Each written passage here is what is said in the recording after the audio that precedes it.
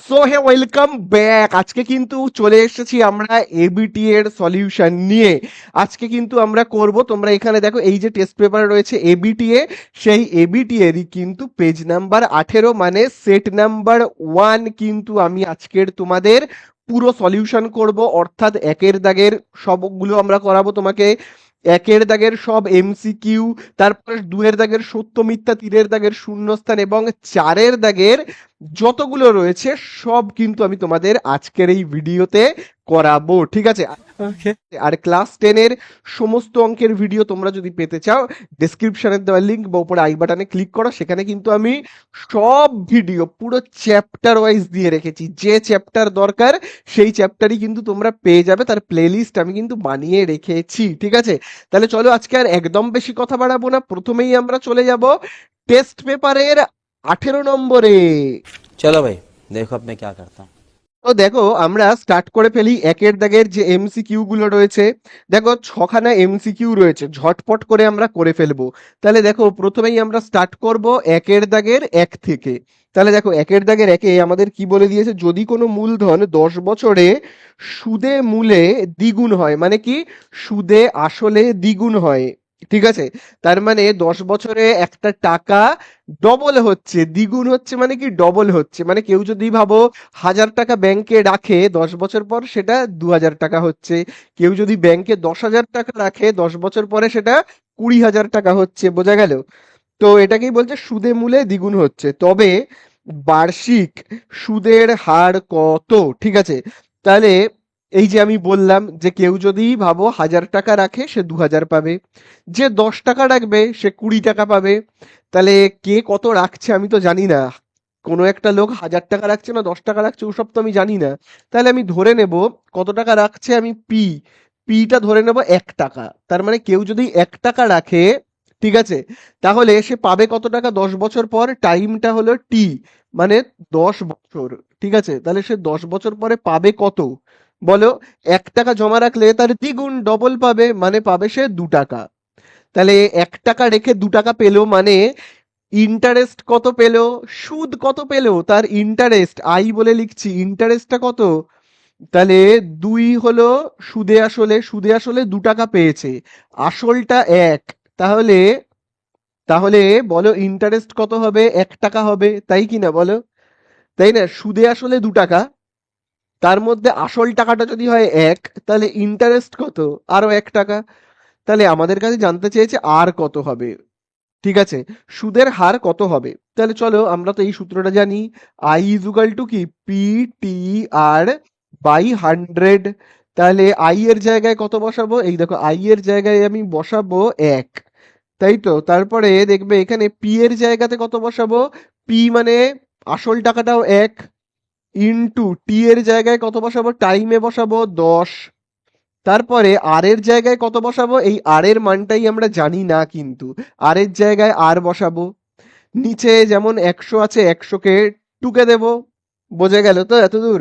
চলো কাটাকুটি করি, নিচে শূন্য ওপরে শূন্য কাটবো। তাহলে আমাদের এখানে থাকছে 1, এখানে দেখো নিচে কত থাকছে 10, ওপরে দেখো 1, 1 গুণ করলে কত হয় 1, বাদ দাও।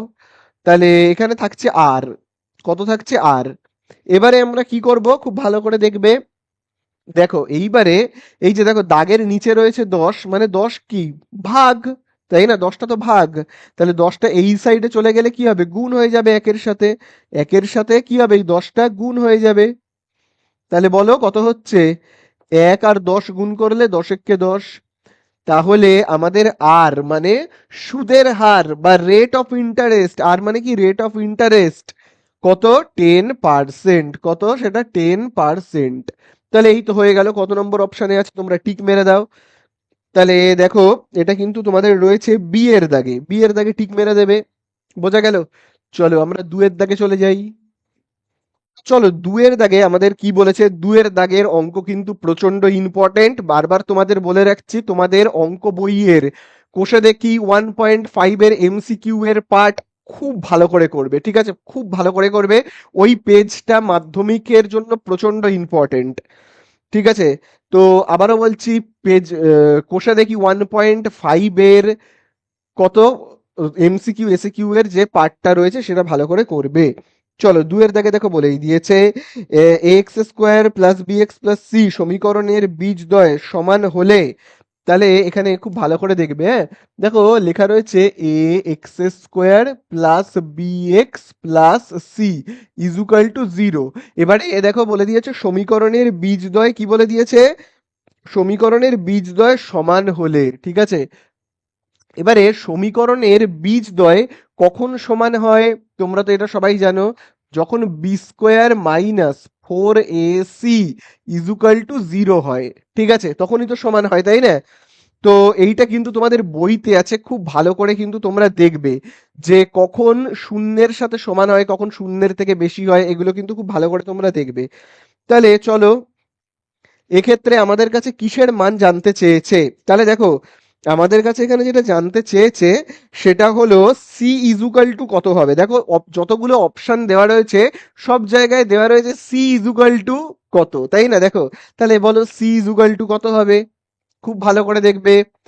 তাহলে আবার দেখো এখানে দেখো বি স্কোয়ার মাইনাস 4ac সমান চিহ্নের এইদিকে গেলে প্লাস 4ac হয়ে যাবে, তাই তো? আচ্ছা আমি আহ, এটা যেমন আছে করলাম। এবারে দেখো আমাদের কাছে সি এর মান জানতে চেয়েছে, তাহলে 4a আর সি এর মাঝখানে কোনো চিহ্ন নেই, মানে কি গুণ চিহ্ন, তাহলে 4a গুণ রয়েছে, এই সাইডে চলে আসলে কি হবে, ভাগ হয়ে যাবে।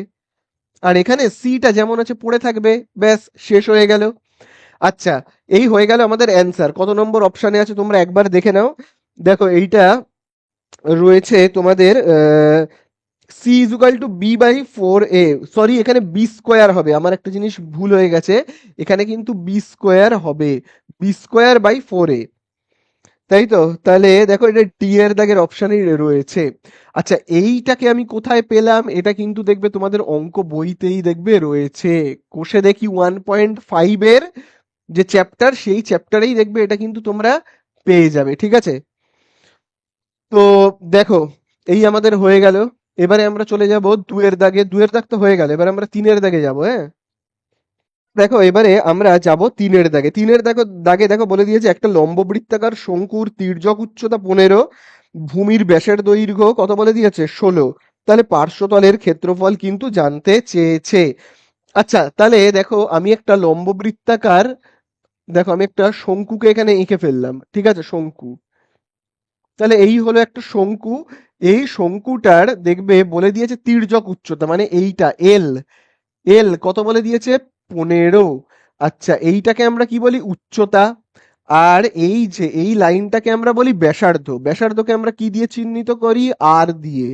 তাহলে ব্যাসটা দেখো বলে দিয়েছে কত, পুরো ব্যাসটা দেখো বলে দিয়েছে 16, তাহলে ব্যাসার্ধ কত হবে, ব্যাসের অর্ধেক হয়ে যাবে, তার মানে কি 2 দিয়ে ভাগ করলে কত হবে 8, তাই না? বোঝা গেল? তাহলে ব্যাসার্ধ 8, তির্যক উচ্চতা 15 যদি হয়, তাহলে আমাদের কাছে কি জানতে চেয়েছে, পার্শ্বতলের ক্ষেত্রফল, তাই তো? আমাদের কাছে জানতে চেয়েছে কি, পার্শ্বতলের ক্ষেত্রফল, ঠিক আছে, পার্শ্বতলের ক্ষেত্রফল। তাহলে আমরা কি জানি, পাই আর এল, তাই না, পাই আর এল। তাহলে চলো সেই সূত্রটা আমরা লিখি, পাই আর এল, ঠিক আছে। দেখবে তোমাদের বইয়ে যতগুলো অপশন রয়েছে সেখানে কিন্তু পাই এর মান বসানো নেই, সব অপশনে পাই রয়েছে। তাহলে পাইটাকে আমরা লিখবো, পাই এর জায়গায় 22/7 কিন্তু লিখবো না, ঠিক আছে। আর এর জায়গায় কত লিখবো, আর মানে হলো 8, গুণ চিহ্ন দিয়ে 8 লিখবো কারণ এখানে সব গুণ চিহ্ন। এল এর জায়গায় কত লিখবো, এই দেখো এল মানে হলো 15, তাহলে চলো গুণ করে দিই। তাহলে 8 আর 15 গুণ করলে কত হবে 120, আর পাই যেমন আছে রয়ে গেল। তাহলে আমার অ্যান্সার কত হলো 120 পাই, এই হয়ে গেল আমাদের অ্যান্সার। চলো কত নম্বর অপশানে আছে তোমরা দেখে নিজে নিজে একটু টিক মেরে নাও, ঠিক আছে। তাহলে এই আমাদের হয়ে গেল 3-এর দাগ। চলো এবারে আমরা চলে যাব কতর দাগে, 4-এর দাগে। তো দেখো এবারে আমরা চলে আসব 4-এর দাগে। তাহলে দেখো 4-এর দাগে দেখবে কি লেখা রয়েছে, দেখবে লেখা রয়েছে 2 কজ, তারপরে 3 থিটা ইজুকাল টু, দেখবে লেখা রয়েছে 1, তাই তো? তাহলে আমাদের কাছে জানতে চেয়েছে থিটার মান কত। খুব ভালো করে দেখো আমরা কিরকম ভাবে করব, দেখো দুইটা এখানে গুণ রয়েছে, সমান চিহ্নের এই সাইডে চলে আসলে কি হবে, এই দিকে চলে আসলে ভাগ হয়ে যাবে। তাহলে আমরা কি লিখতে পারি এখানে? কজ 3θ যেমন আছে থাক, এক দুইটা গুণ রয়েছে এই সাইডে চলে আসলে হয়ে যাবে ভাগ, তাই না? এইবারে তোমরা বলবে আমাকে, কি বলবে? যা আছে আমি দেখে দেখে টুকলাম। 1/2 কজ কত ডিগ্রির মান তোমরা আমাকে বলবে। পেজ নাম্বার 299 এ পাবে, তোমাদের অঙ্ক বইয়ের পেজ নাম্বার 299 এ 1/2 কজ কত ডিগ্রির মান। আচ্ছা, আমি কজের মানই কেন জানতে চাইলাম? আরো তো কত কিছু ছিল, ট্যান ছিল, কট ছিল, সাইন ছিল। আমি কজের মান কেন জানতে চাইলাম? তার কারণ এইখানে যেহেতু কজ আছে, দেখো এখানে যেহেতু কজ আছে, সেই জন্য আমি কজেরই মান জানতে চাইছি।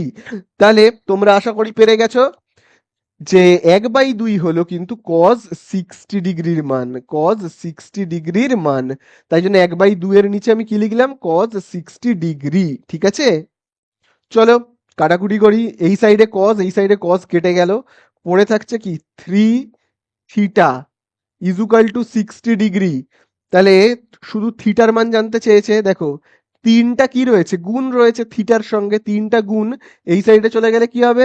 ভাগ হয়ে যাবে। তাহলে 60-র ঠিক নিচে বসে যাবে। তাহলে 60-র নিচে বসলে কত হবে? 60-কে 3 দিয়ে ভাগ করলে কত হবে? 20 ডিগ্রি। তাহলে থিটার মান আমরা কত পেলাম? 20 ডিগ্রি। শেষ হয়ে গেল আমাদের অঙ্ক। তোমরা একটু টিক মেরে নাও। ঠিক আছে, কত নম্বর অপশনে আছে? দেখো সি এর দাগে রয়েছে।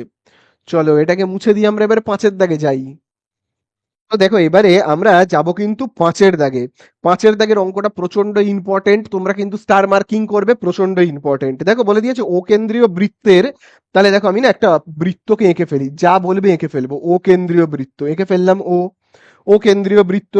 এবারে বলে দিয়েছে এই ও কেন্দ্রীয় বৃত্তের বহিস্থ একটা বিন্দু।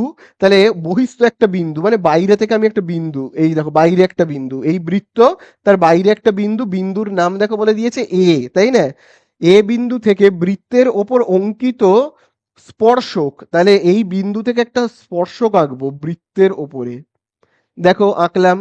ঠিক আছে, তাহলে এই বিন্দু থেকে বহিস্থ বি বিন্দু থেকে এই বৃত্তের ওপরে দেখো একটা স্পর্শক আঁকলাম। ঠিক আছে, স্পর্শকটা, এই যে স্পর্শকটা মানে এই যে লাইনটা, এই যে সরল রেখাটা যেটা বৃত্তকে স্পর্শ করছে, এই লাইনটা বৃত্তকে কোন বিন্দুতে ছেদ করলো? দেখো বলেই দিয়েছে বি বিন্দুতে ছেদ করলো। ভালো কথা, বলে দিয়েছে OB5, ওবি এই দেখো ও থেকে বি কত মাপ? দেখো বলে দিয়েছে 5। তাহলে এবারে আমাদের কাছে জানতে চাইছে OA13। দেখো ও এ, এই দেখো ও থেকে এই যে এ পর্যন্ত এই বাহুর মাপটা দেখো বলেই দিয়েছে 13। তাহলে আমাদের কাছে জানতে চাইছে বির দৈর্ঘ্য কত, মানে এই যে এ থেকে এই যে বি, এইটার মাপ কত আমাদের কাছে জানতে চেয়েছে, তাই তো? তাহলে এই যে ত্রিভুজটা আমরা দেখতে পাচ্ছি না, এই ত্রিভুজে খুব ভালো করে মনে রাখবে এই বাহুটাকে বলা হয় অতিভুজ। এই বাহুটাকে বলা হয় কি? অতিভুজ। এটা হলো একটা সমকোণী ত্রিভুজ। ঠিক আছে, কেন বললাম সমকোণী ত্রিভুজ? কারণ দেখো এই লাইনটা হলো লম্ব, এই লাইনটা হলো লম্ব। লম্ব মানে এখানে যে কোণটা সেটা কত ডিগ্রি? 90 ডিগ্রি, তাই না? তাহলে 90 ডিগ্রির বিপরীত বাহু কি হয়? অতিভুজ হয় না? দেখো 90 ডিগ্রির ঠিক উল্টো দিকের বাহু অতিভুজ, এটা হলো অতিভুজ। আর এইটা লম্ব, এটা হলো ভূমি। এবারে তোমরা পিথাগোরাসের সূত্র অ্যাপ্লাই করবে, করে এই যে ভূমির মাপটা মানে এবির মাপটা তোমরা বের করে নেবে। তাহলে আমাদের অতিভুজ কোনটা বললাম আমি? এই যে অতিভুজ হলো তোমার এই যে এই বাহুটা, ও থেকে এ, মানে এই যে ও এ। তাহলে অতিভুজের স্কোয়ার ইজুকাল টু আমরা কি জানি? ভূমি স্কোয়ার প্লাস লম্বর স্কোয়ার। তাহলে বলো ভূমি, ভূমি মানে কোনটা? এই যে এবি, ভূমি মানে হলো এ বি স্কোয়ার প্লাস লম্ব মানে এই যে লম্ব মানে হলো এইটা, দেখো ওবি। তাহলে ওবি তার স্কোয়ার। তাহলে আমরা দেখো কত পাচ্ছি এখানে? এ ওর জায়গায় কত লিখবো? এ ও মানে 13। তাহলে দেখো আমরা লিখবো কত? 13-র স্কোয়ার। এবির জায়গায় কত লিখবো? এবির মাপ আমি জানি না, এটাই তো বের করবো, তাই না? আর ওবির মাপ জানি, এই যে দেখো ওবির মাপ হলো কত? 5। তাহলে লিখবো 5-এর মাথাতে স্কোয়ার। বোঝা গেল? চলো এবারে খুব ভালো করে দেখবে। দেখো 13-র মাথাতে স্কোয়ার রয়েছে মানে 169। এবির স্কোয়ার যেমন আছে থাক। আচ্ছা এইখানে ব্র্যাকেট দেওয়ার কোনো দরকার নেই, এখানে এরকম স্কোয়ার লিখবে। ঠিক আছে, আচ্ছা 5-এর স্কোয়ার আমি কত লিখবো? 25। এবারে 25টাকে এই যে দেখো প্লাস 25কে সমান চিহ্নের এই সাইডে আনবো। আনলে -25, আর এখানে দেখো এবি স্কোয়ার যেমন আছে আছে থাক। তারপরে চলো বিয়োগ করি, 169 থেকে 25 বিয়োগ করলে 144। এবি স্কোয়ার যেমন আছে থাক। এবারে স্কোয়ারটাকে এই সাইডে পাঠাই, স্কোয়ার এই সাইডে আসলে কি হবে, রুট হয়ে যাবে। তাহলে বলো এবারে আমাদের অ্যান্সার কত হবে, এবি, এই যে 144-এর রুট কত, 12। তাহলে আমাদের এবি ইজুকাল টু কত হলো, 12। ঠিক আছে, তাহলে এই যে আমাদের এ থেকে পুরো বি, এই এবির মাপ আমরা কত পেলাম, মানে স্পর্শকের দৈর্ঘ্যটা আমরা পেলাম কত, 12। ঠিক আছে, তাহলে এই হয়ে গেল আমাদের কি অ্যান্সার। তাহলে অ্যান্সার হলো কত, 12। তোমরা টিক মেরে নেবে। চলো, এটা আমাদের হয়ে গেল কতটা, 5-এরটা। আশা করি বোঝা গেল। চলো 6-এর দাগে যাই। তো দেখো এবারে আমরা চলে আসবো কতর দাগে, 6-এর দাগে। তো দেখো 6-এর দাগে কি কি বলে দিয়েছে, বলেছে যদি 30, 34, 35, 36, 37, 38, 39 তথ্যগুলি থেকে 35 বাদ দেওয়া হয় তবে মধ্যমা কতটা বৃদ্ধি পাবে তার অপশন দিয়েছে। আচ্ছা, সংখ্যাগুলো আমাদের এখানে কত দিয়েছে, 30, তারপরে বলেছে 34, তারপরে বলেছে 35, তারপরে আমাদের কত বলেছে, 36, 37, 38 এবং লাস্টে বলেছে 39। এতগুলো সংখ্যা। তাহলে চলো এই এতগুলো সংখ্যার না আমরা আগে মধ্যমা বের করি, মধ্যমা। তাহলে কতগুলো সংখ্যা আছে দেখি তো, 1 2 3 4 5 6 7, 7খানা সংখ্যা আছে। কতগুলো সংখ্যা আছে, 7। বিজোড়, তাহলে বিজোড় সংখ্যা যদি হয়, এখানে কতগুলো সংখ্যা আছে, 7খানা। তাহলে n ইজুকাল টু কতগুলো সংখ্যা রয়েছে, 7, তার মানে আমরা লিখবো n ইজুকাল টু কি, 7।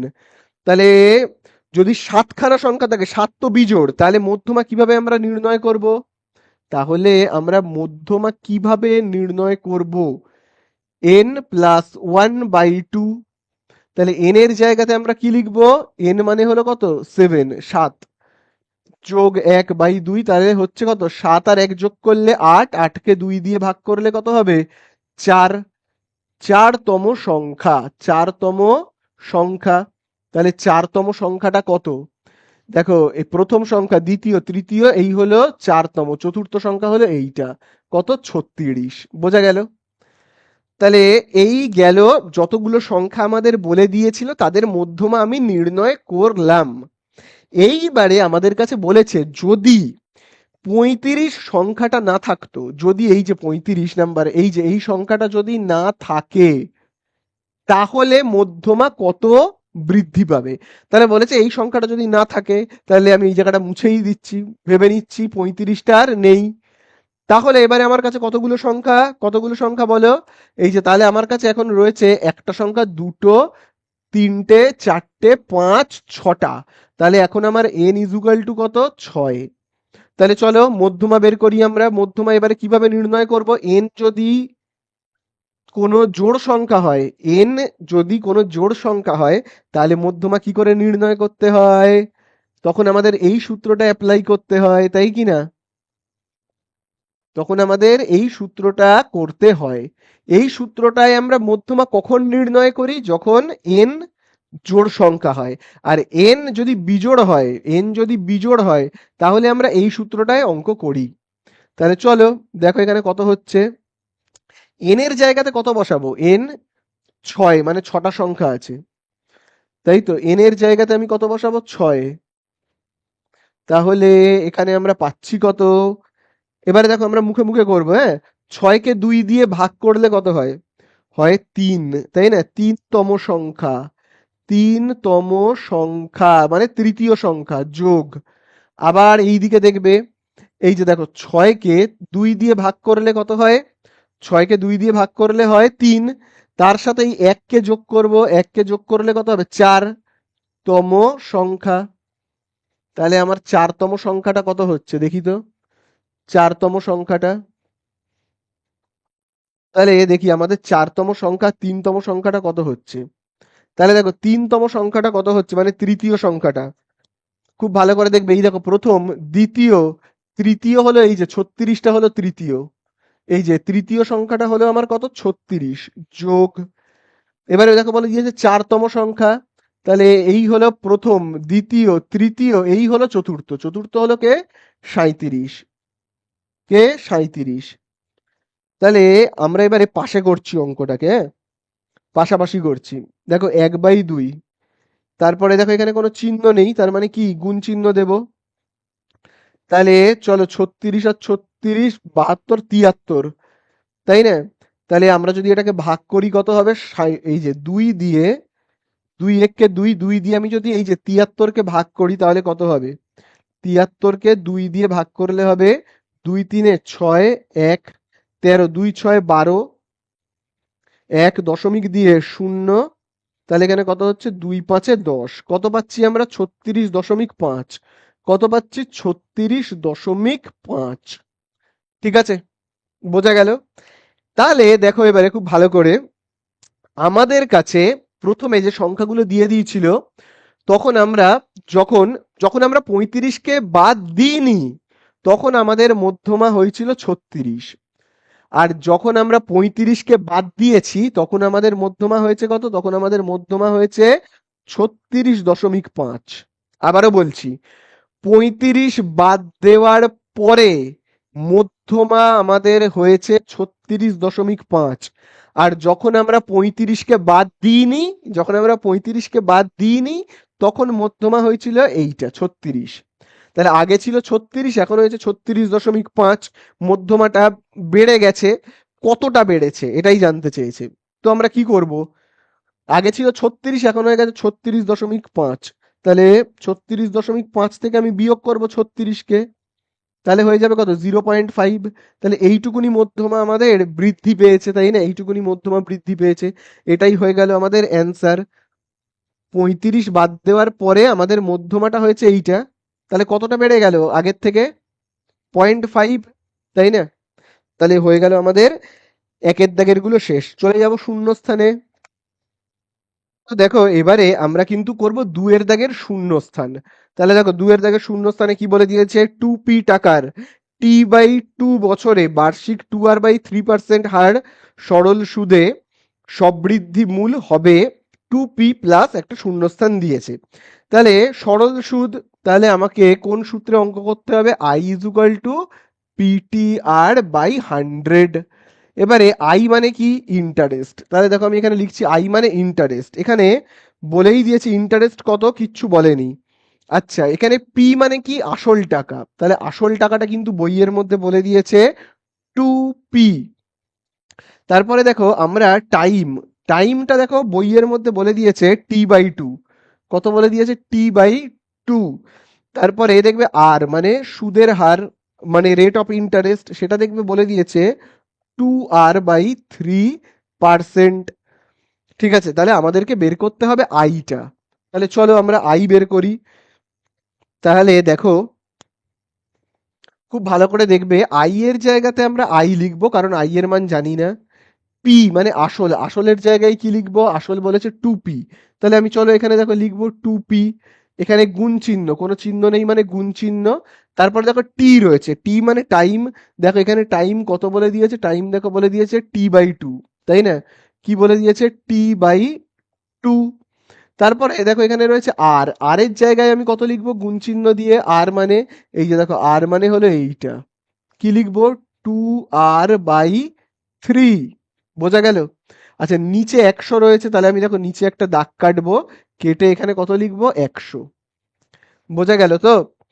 তাহলে চলো এবারে আমরা কাটাকুটি করি, তাহলেই হয়ে যাবে। দেখো 2 আর এই 2 কেটে গেল, তাহলে আমাদের এখানে থাকছে কত? 2 আর 2 কেটে গেলে আমাদের এখানে থাকছে যেটা, সেটা হলো এই দেখো পি থাকছে, টি থাকছে, আর থাকছে। আর এখানে থাকছে কত? 2/3 থাকছে, তাই তো? তাহলে আমরা এখানে কত লিখবো? 2/3 থাকছে। আর লেটার গুলো কি? পি, টি আর আর। তাহলে আমরা এখানে লিখবো, দেখো এখানে আমরা লিখবো পি, টি, আর। নিচে 100 যেমন আছে থাক। ঠিক আছে, চলো এবারে আবার আমরা কাটাকুটি করব, সেটা কি দিয়ে? এই যে দেখো 2 আর এখানে দেখো কত রয়েছে? 100। তো 100-র নিচে কিছু নেই মানে কি? 1। তাহলে আমরা এইভাবে লিখতে পারি তো ব্যাপারটাকে? খুব ভালো করে দেখো এবারে আমরা কিভাবে লিখবো। 2/3 যেমন আছে আছে, এইটা যেমন আছে আমি লিখছি পি, টি, আর। আচ্ছা, এবারে এই অংশটাকে আমি কি করব? এই যে 100/1টা দেখো একটা দাগের নিচে রয়েছে, দেখো এই দাগের নিচে রয়েছে না, এই যে দেখো এই দাগের দেখো নিচে রয়েছে 100, তাহলে 100টা কি ভাগ, আর ভাগ থাকলে আমরা কি করি গুণ চিহ্ন দিয়ে উল্টে লিখি, তাহলে আমরা লিখবো কত 100/1 কে উল্টে লিখলে হবে 1/100, তাহলেই তো হয়ে গেল, তাই না? কাটাকুটি করি, 2 1 কে 2, 100কে কাটলে কত হবে 50, তাহলে আই ইজুকাল টু আমরা কত পাচ্ছি 3 আর 50 গুণ করলে কত 150, আর উপরে থাকছে কত পি টি আর, তাহলে আমাদের এই তো ইন্টারেস্ট হয়ে গেল কত, ইন্টারেস্ট আমাদের হয়ে গেল এই যে দেখো পিটিআর বাই 150, ঠিক আছে? তাহলে ওই যে শূন্যস্থান আছে, ওই শূন্যস্থানে আমরা কি লিখবো দেখবে, শূন্যস্থানে রয়েছে দেখবে 2p প্লাস একটা শূন্যস্থান, ওই শূন্যস্থানে এইটা লিখতে হবে, ঠিক আছে? তাহলে এই আমাদের হয়ে গেল। চলো আমরা দুয়েরটায় যাই, এবারে দুয়ের দাগের একেরটা তো হয়ে গেল, এবার দুয়েরটায় যাবো। তো দেখো এবারে আমরা আসবো কতটায় দুয়েরটায়। তো দেখো দুয়ের দাগে বলে দিয়েছে একটা দ্বিঘাত সমীকরণের দুটি বীজই এক হলে সমীকরণটি হবে। তাহলে দেখো এখানে বলে দিয়েছে একটা দ্বিঘাত সমীকরণ, সেই কথাটা কিন্তু খুব ইম্পর্ট্যান্ট, একটা দ্বিঘাত সমীকরণ এবং সমীকরণটা হবে ড্যাশ। তাহলে দ্বিঘাত সমীকরণ কত হবে আমার কাছে জানতে চেয়েছে। একটা দ্বিঘাত সমীকরণ আছে যার দুটো বীজ আছে, তো একটা বীজ আমি ধরে নিচ্ছি ভাবো আলফা, আরেকটা বীজ আমি ধরে নিচ্ছি বিটা, এবং দুটো বীজের মান বলে দিয়েছে 1 করে, বসালাম 1। এবারে সমীকরণটা কি হবে, তাহলে দ্বিঘাত সমীকরণ কত হবে আমার কাছে জানতে চেয়েছে। তাহলে দ্বিঘাত সমীকরণ গঠন করবার সূত্র কি, দ্বিঘাত সমীকরণ কিভাবে গঠন করতে হয় তোমরা জানো সবাই, এক্স স্কোয়ার মাইনাস, তারপরে আমরা কি জানি বীজদ্বয়ের যোগফল, বীজদ্বয়ের সমষ্টি, যেটাকে আমরা লিখি বীজদ্বয়ের সমষ্টি, ঠিক আছে? সাথে আবার এক্স প্লাস বীজদ্বয়ের গুণফল, গুণফল বীজদ্বয়ের গুণফল ইজুকাল টু 0, তাই কি না? তাহলে আমাদের এখানে কত হচ্ছে আমরা একটু দেখি, দেখো খুব ভালো করে। তাহলে দেখো আমরা এখানে কি লিখবো, এই যে দেখো এক্স স্কোয়ারের জায়গায় এক্স স্কোয়ার মাইনাস বীজদ্বয়ের সমষ্টি, তাহলে বীজ দুটো কি কি রয়েছে আলফা আর বিটা, তাহলে দেখো আমি এইখানে এরকম ভাবে লিখছি আলফা, এই যে দেখো আলফা প্লাস এই যে দেখো বিটা, এই তো দুটো বীজ, তারপরে দেখো এক্স প্লাস বীজদ্বয়ের গুণফল, তাহলে দেখো বীজগুলো কি কি আলফা ইনটু বিটা, বোঝা গেল? তাহলে এবারে আমাদের এখানে কত হচ্ছে মান বসাই, চলো মান বসালে দেখো হচ্ছে আলফার জায়গায় কত বসাবো 1, বিটার জায়গায় 1 বসাবো, ঠিক আছে? 1 প্লাস 1, ঠিক আছে? এক্স যেমন আছে লিখে দিলাম, আবার দেখো আলফার জায়গায় বসাবো 1, গুণ চিহ্ন বিটার জায়গায় বসাবো 1, তাহলে এখানে আমরা পাচ্ছি কত, দেখো পাচ্ছি এক্স স্কোয়ার মাইনাস, তাহলে দেখো 1 আর 1 যোগ করলে কত 2x প্লাস 1 আর 1 গুণ করলে কত 1 1 কে 1 0, তাহলে এই আমাদের হয়ে গেল অ্যান্সার। তাহলে আমাদের অ্যান্সার কত হলো বলো বলো, আমাদের অ্যান্সার হলো এইটা, এই যে x square minus 2x plus 1 equal to 0, ঠিক আছে? এই হয়ে গেল আমাদের অ্যান্সার। তো দেখো এইবারে আমরা করব কত দাগেরটা, 3-এর দাগেরটা। তো দেখো 3-এর দাগে কি বলে দিয়েছে, বলে দিয়েছে খুব ভালো করে দেখবে, দেখো বলে দিয়েছে কজ, তারপরে মাথায় দেখবে রয়েছে স্কোয়ার থিটা, তারপরে মাইনাস দেখবে রয়েছে sine square theta equal to p/2 হলে আমাদের কাছে জানতে চেয়েছে cos to the power 4 theta minus sine to the power 4 থিটার মান কত। আচ্ছা তাহলে এইটার মান আমাদের কাছে বলে দিয়েছে, তাহলে এইটা আমাদের এখন কোনো কাজে লাগবে না, আমাদের যেটা কাজে লাগবে সেটা হলো যেটা আমাদের কাছে জানতে চেয়েছে কি cos to the power 4 theta minus sine to the power 4, sorry sine to the power 4 থিটার মান আমাদের কাছে জানতে চেয়েছে।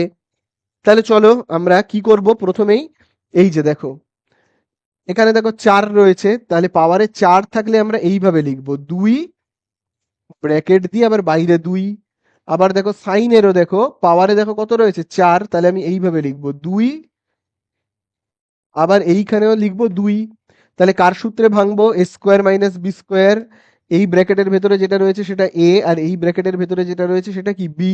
তাহলে এ স্কোয়ার মাইনাস বি স্কোয়ারের সূত্রে ভাঙলে কি হবে বলো? এ স্কোয়ার মাইনাস বি স্কোয়ার সূত্র মনে আছে? এ স্কোয়ার মাইনাস বি স্কোয়ারের সূত্র হলো এ plus B A minus B, A plus B A minus B. তাহলে এইটা হলো তোমার এ, আর এইটা হলো কি বি। তাহলে দেখো রয়েছে এ প্লাস বি, তাহলে আমি কি লিখবো? এ মানে কি লিখবো? এ মানে এইটা। তাহলে এই হলো এ, প্লাস বি মানে কি লিখবো? এই যে এইটা, সাইন স্কোয়ার থিটা। তারপরে দেখো আমরা কি লিখবো, বলে দিয়েছে এ মাইনাস বি, তাহলে আবার দেখো cause square theta minus sine square theta. বোঝা গেল? তাহলে এইবারে এই সূত্রটা তোমাদের আশা করি মনে আছে। সেটা হলো এই যে এই সূত্রটা কিন্তু তোমরা মনে রাখবে। কি সেই সূত্রটা? Sine square theta plus cos square theta equal to 1। মনে আছে এই সূত্রটা? দেখবে আমি তোমাদের ত্রিকোণমিতিতে করিয়েছিলাম। এই যে sign square theta plus cos square theta সমান সমান কত? 1। তাহলে এইখানেও দেখো, এই যে দেখো sine square theta plus cos square theta, দেখো sine square theta plus cos square থিটার জায়গায় আমি কত লিখবো? লিখবো 1, তাই না? 1 বলে লিখবো। এখানে গুণ চিহ্ন আছে, গুণ চিহ্ন দেব। Cos square theta minus sine square থিটার জায়গায় কত লিখবো সেটা বইয়ের মধ্যে বলেই দিয়েছে। দেখো এই যে দেখো, cos square theta minus sine square theta equal to কত? Pi by two. তাহলে এইটার জায়গায় আমি কত লিখবো? লিখবো পি বাই টু। তাহলে একের সাথে পি বাই টু গুণ করলে কত হবে? পি বাই টু হবে। তাহলে এই তো হয়ে গেল আমাদের অ্যান্সার। ঠিক আছে?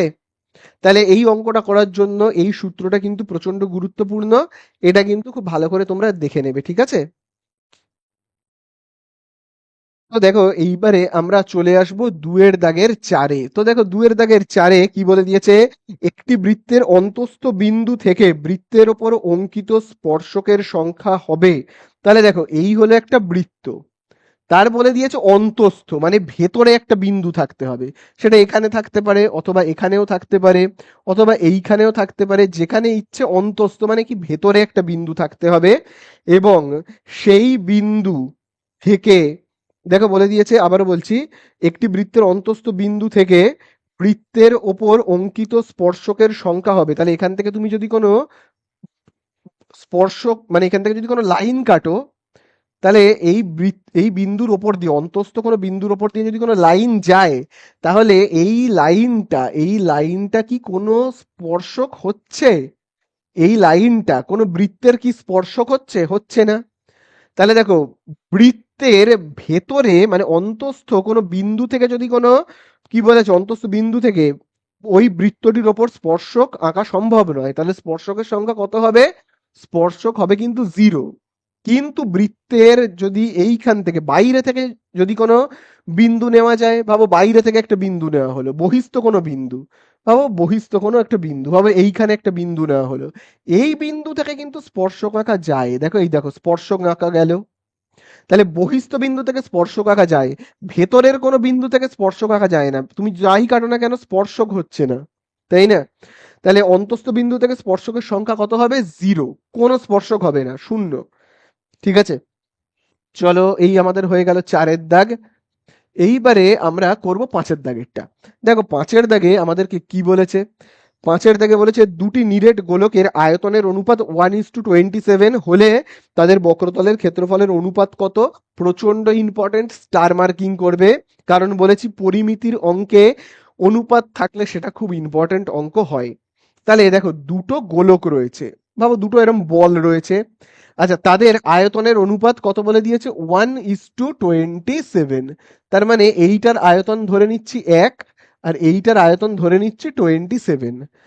তাহলে আমি দেখো এইখানে লিখছি 1 বলে। আচ্ছা, 1 আমি কি লিখলাম? এই গোলকটার আয়তন, তাই কি না? তাহলে এই গোলকটার আয়তন 1 আমি লিখলাম। তাহলে এই দিকে আমি যদি গোলকের আয়তন লিখি, তাহলে আমাকে এই দিকে কি লিখতে হবে? গোলকের আয়তনের সূত্র লিখতে হবে। গোলকের আয়তনের সূত্র, গোলকের আয়তনের সূত্র আমরা কি জানি বলো? 4/3 পাই আর কিউব, তাই কি না? তাহলে আমি দেখো এই দিকে লিখছি 1 বলে। বোঝা গেল? আচ্ছা, এইবারে দেখো আরেকটা দেখো এখানে গোলক রয়েছে, সেই গোলকের আয়তন দেখো কত, 27। আমি দেখো এইদিকে লিখছি 27, ঠিক আছে, 27 লিখলাম। এইবারে 27 আমি কি লিখলাম, এই গোলকটার আয়তন, তাই তো? তাহলে এইদিকে আমি যদি আয়তনের মাপটাকে লিখি, তাহলে এইদিকে আমি কি লিখবো, আয়তনের সূত্র। তাহলে আয়তনের সূত্র আমরা কি জানি, এই গোলকের আয়তনের সূত্র কি হবে, 4/3 পাই আর কিউব। বোঝা গেল?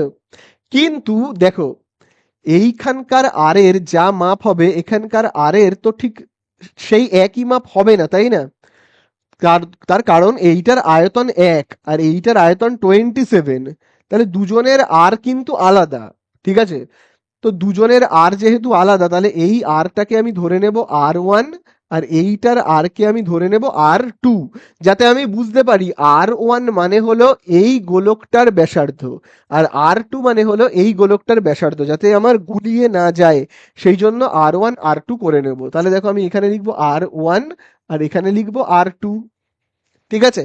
চলো এবারে আমরা কাটাকুটি করি। দেখো 4/3 4/3 কাটবে, পাই আর পাই কাটবে, তাহলে আমরা এখানে পাচ্ছি কত, দেখো পাচ্ছি R1 মাথাতে কিউব, আবার দেখো R2 মাথাতে কিউব, তাই না?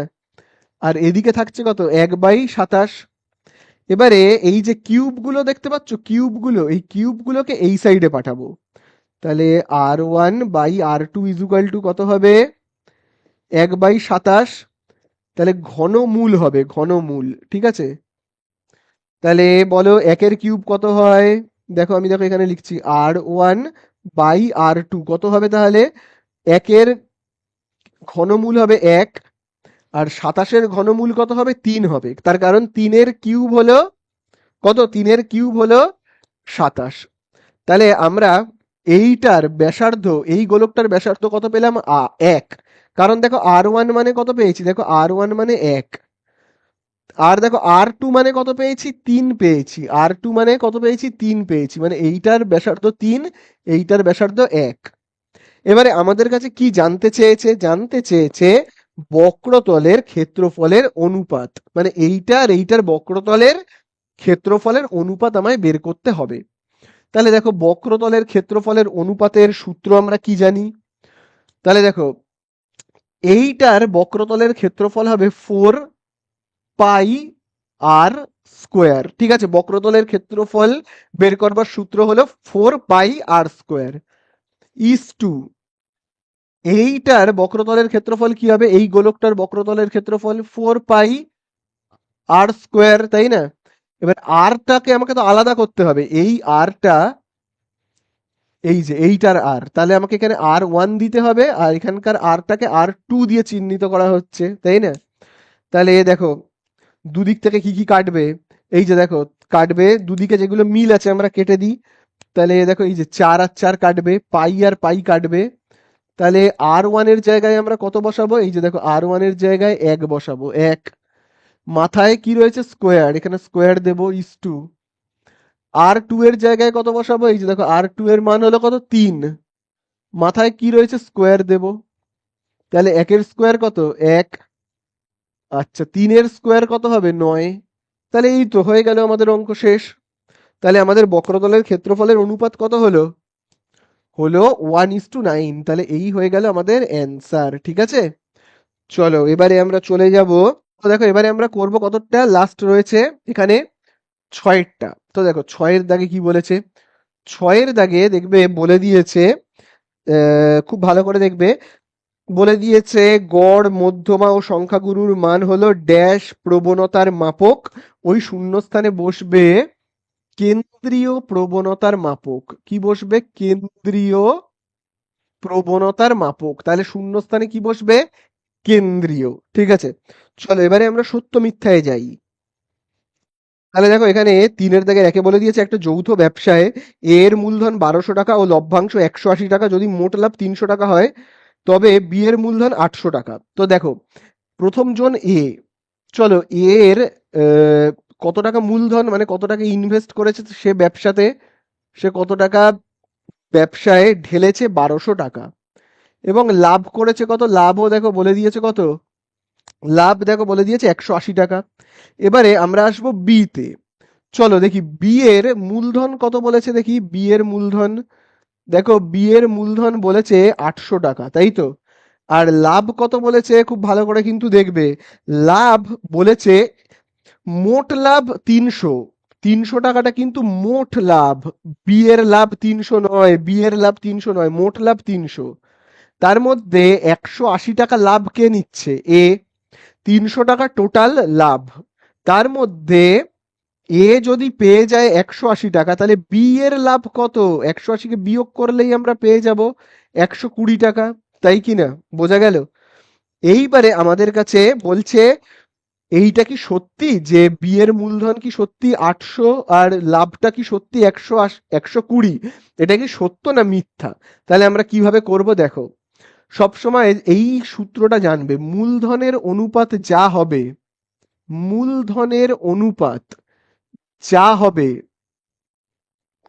মূলধনের অনুপাত যা হবে মানে যে যেরকম মূলধন আনবে সে সেরকম লাভ বাড়ি নিয়ে যাবে। আমি যদি বাড়ি থেকে বেশি টাকা আনি আমি বেশি লাভ নেব, আমি কম টাকা আনলে কম লাভ নেব। এ আর বি এর মধ্যে যে বেশি টাকা আনবে সে বেশি লাভ নেবে, যে কম টাকা আনবে বাড়ি থেকে সে কম লাভ নেবে। তাহলে মূলধনের অনুপাত ইজুকাল টু, মনে রাখবে, লভ্যাংশের অনুপাত। ঠিক আছে, লভ্যাংশের অনুপাত, লভ্যাংশের লভ্যাংশের অনুপাত, এই সূত্রটা মনে রাখবে। এই দুটো অনুপাত না সর্বদা সমান হয়। তো দেখি সমান এখানে হচ্ছে কিনা। মূলধনের অনুপাত, আচ্ছা এর মূলধন কত? 1200 ইস টু বি এর মূলধন কত? 800। এই অনুপাতটা যা হবে লভ্যাংশের অনুপাত তাই হবে। দেখো এর লাভ কত? 180 ইস টু বি এর লাভ কত? 120। দেখি তো দুটো সমান হচ্ছে। দুটো শূন্য কাটি, দুটো শূন্য কাটলাম। তাহলে 12 আর 8 দুজনকে 4 দিয়ে ভাগ করলে হবে 4 3 12, 4 2 8। এবার এই সাইডে আসি, শূন্য শূন্য কাটি, 6 দিয়ে 18কে ভাগ করলে কত হবে? 6 3 18, 6 2 12। তাহলে দেখো লভ্যাংশের মূলধনের অনুপাত আর লভ্যাংশের অনুপাত দেখো দুটোই সেম হচ্ছে, একই হচ্ছে কিনা বলো? একই হচ্ছে তো। তাহলে আমরা বলবো এটা একটা সত্য কথা। তাহলে আমাদের অ্যান্সারে কি হবে? হবে সত্য। ঠিক আছে, তাহলে 3-এর দাগের একেরটা আমার কি হলো? সত্য। চলো এবারে আমরা 2-এরটায় যাই। চলো 2-এর দাগেরটায় কি বলছে দেখো। 2-এর দাগেরটায় বলেছে এ ভ্যারিসাস বি এবং বি ভ্যারিসাস সি হলে এ প্লাস বি ভ্যারিসাস সি। এটা কি সত্য না মিথ্যা? তাহলে দেখো প্রথমে বলছে এ ভ্যারিসাস, প্রথমে দেখবে বলে দিয়েছে এ ভ্যারিসাস বি, ভালো কথা। তারপরে কি বলছে? B varies as C. তাহলে চলো এখানে আমরা কিরকম ভাবে করব, ভেদের অঙ্ক যেভাবে আমরা করতাম। আমি যদি ভ্যারিসাস তুলতে চাই, এই ভ্যারিসাসটাকে তুলে দিতে চাই, তাহলে আমরা কি লিখবো? এ সমান চিহ্ন দেব এবং ধ্রুবক লিখবো কে বলে, কে। আর এখানে বিটা যেমন আছে লিখে দেবো। একই কাজ আমাকে এখানেও করতে হবে, একই কাজ আমাকে এখানেও করতে হবে। বি ভ্যারিসাস তুলতে গেলে সমান চিহ্ন দিয়ে কে, আর এখানে সি লিখতে হবে। এবারে দেখো যেহেতু দুটো কে হয়ে যাচ্ছে তাহলে আমি সেটাকে কিভাবে আলাদা করব? দুটো একই লেটার হয়ে যাচ্ছে কে, তাহলে এটাকে আমি K1 আর এটাকে আমি কি বলবো? K2। আচ্ছা এখানে কিন্তু অবশ্যই তোমরা লিখে নেবে K1 হলো অশূন্য ভেদ ধ্রুবক, K2 অশূন্য ভেদ ধ্রুবক, তোমরা একটু লিখে নেবে। যদি না লেখো তাও হবে, সত্য মিথ্যে 1 নম্বরের এমসিকিউ তো। তাহলে এখানে আবার দেখো আমরা কিভাবে করব। এ এখানে দেখো K1 যেমন আছে লিখলাম, এখানে দেখো রয়েছে বি। এই বি এর জায়গাতে আমরা না আর বি লিখবো না, কি লিখবো? বি ইজুকাল টু কত? B equal to K2 C. তাহলে এই বি এর জায়গাতে আমি কি লিখবো? বি এর জায়গাতে আমি লিখবো K2 সি। ঠিক আছে, তাহলে বি এর জায়গাতে আমি লিখলাম K2 সি। ঠিক আছে, এইবারে আমাদের কাছে জানতে চেয়েছে যে এ প্লাস বি ভ্যারিসাস সি কি হয় কি হয় না। এ প্লাস বি ভ্যারিসাস কি সি হয় কি হয় না, এটা আমাদের কাছে জানতে চেয়েছে। তো দেখি কত হয় এ প্লাস বি ভ্যারিসাস কি হয় না হয়। তাহলে আমি এইখান থেকে দাগ কেটে আবার নিচ থেকে করছি। আমার কাছে জানতে চেয়েছে এ প্লাস বি ভ্যারিসাস সি হচ্ছে কিনা, তাই তো? তাহলে আমি লিখলাম a প্লাস বি। তাহলে এর জায়গায় কত বসাবো? এর মান বলো কত? এই যে দেখো এর মান হলো এইটা, সরি, এর মান হলো এই যে দেখো এইটা, এইটা হলো আমার এর মান। তাহলে এর জায়গাতে আমি কি লিখবো? k1 k2 c plus B এর জায়গাতে কি লিখবো? এই যে দেখো বি এর মান কি, বলো বি এর মান কি? বি এর মান আমার রয়েছে, আমি এইখানে করি, পাশে করি। তাহলে এর জায়গাতে আমি কত বসাবো? এর মানটা হলো k1 k2 c প্লাস এখানে বি রয়েছে, বি এর জায়গাতে আমি কত বসাবো? বি এর মান দেখবে এখানে রয়েছে k2 c। তাহলে আবার দেখো আমি এটা এখানে লিখছি। আচ্ছা, কমন নেব। দেখো এখানেও সি এখানেও সি, তাহলে আমি কমন নেব সি কে।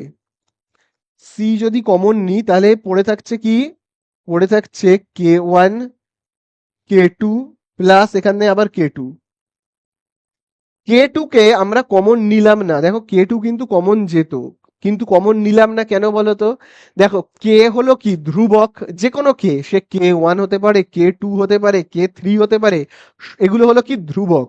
আমাদের সব সময় উদ্দেশ্য হবে ধ্রুবকগুলোকে না একই জায়গায় এনে জড়ো করা, সমস্ত ধ্রুবককে এনে একই জায়গায় জড়ো করব আমরা। ঠিক আছে, দেখো একটা ব্র্যাকেটের মধ্যে জড়ো করে রাখলাম। তাহলে a প্লাস বি, এবারে আমি যদি এই সমান চিহ্নটাকে তুলতে চাই তাহলে কি হবে বলো? সমান চিহ্ন তুলতে গেলে ভ্যারিসাস আনতে হবে, আর যেগুলো ধ্রুবক মানে কে যুক্ত পদ যেগুলো ধ্রুবক সেইগুলোকে তুলে দিতে হবে, দিয়ে শুধুমাত্র এইটাকে লিখতে হবে, তাই না? তাহলে দেখো, যখন ভ্যারিসাস থাকে, ভাবো কোনো জায়গায় ভ্যারিসাস রয়েছে, আমি সমান চিহ্ন আনতে চাই, তখন আমরা কি করি? ভ্যারিসাস তুলে দিয়ে সমান চিহ্ন দিই এবং একটা ধ্রুবক লিখি, দেখো k1 ধ্রুবক বলে লিখি।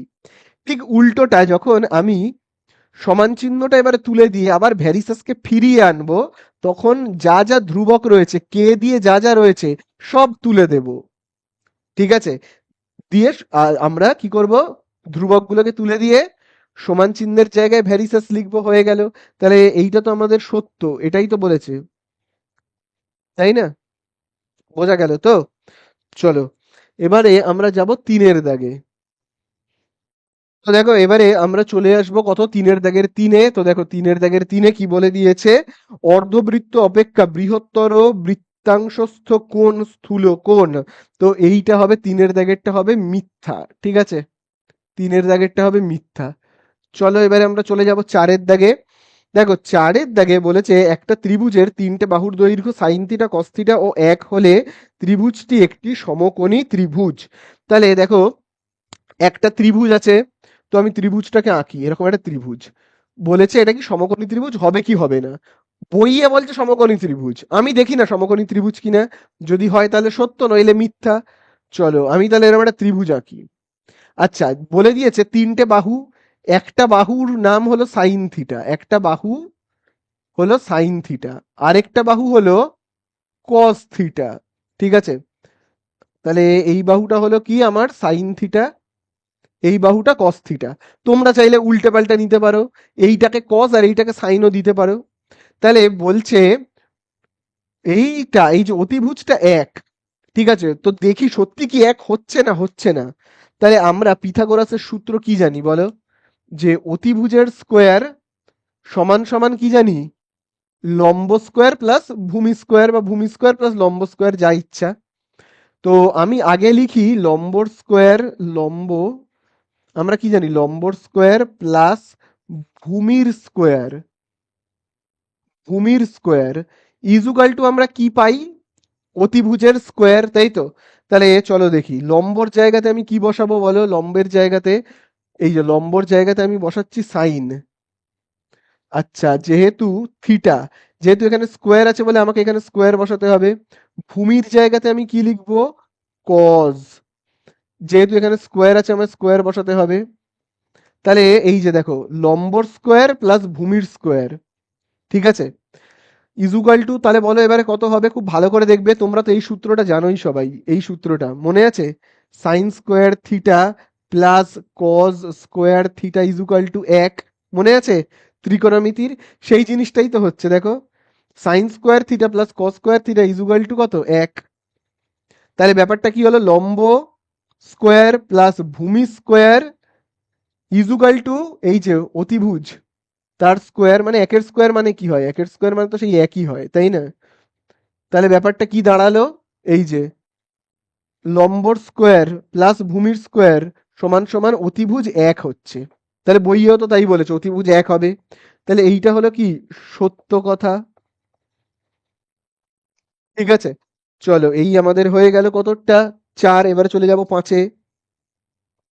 দেখো এবারে আমরা করব 5-এর দাগেরটা। 5-এর দাগে বলে দিয়েছে কোনো গোলকের ব্যাসার্ধ দ্বিগুণ করলে তার আয়তন দ্বিগুণ হবে। তো চলো দেখি যে ব্যাসার্ধ দ্বিগুণ করলে আয়তন সত্যি দ্বিগুণ হয় কিনা। তো ভাবো এই একটা গোলক, তো গোলকের ভাবো ব্যাসার্ধটা আর, এবারে বলছে যদি ব্যাসার্ধটাকে দ্বিগুণ করা হয় মানে আরটাকে 2r করা হয়, তাহলে আয়তনটা কেমন হবে, সেটাও কি দ্বিগুণ হবে দেখি। তাহলে এই গোলকটার আয়তন কত, 4/3 পাই আর কিউব, তাই তো? এইটার আয়তন হবে কত, 4/3 পাই আর কিউব। আচ্ছা এইটার আয়তন কত হবে, এইটার আয়তন হবে 4/3 পাই, এই যে আর কিউব লিখছি মানে কি ব্যাসার্ধের কিউব, তাই তো?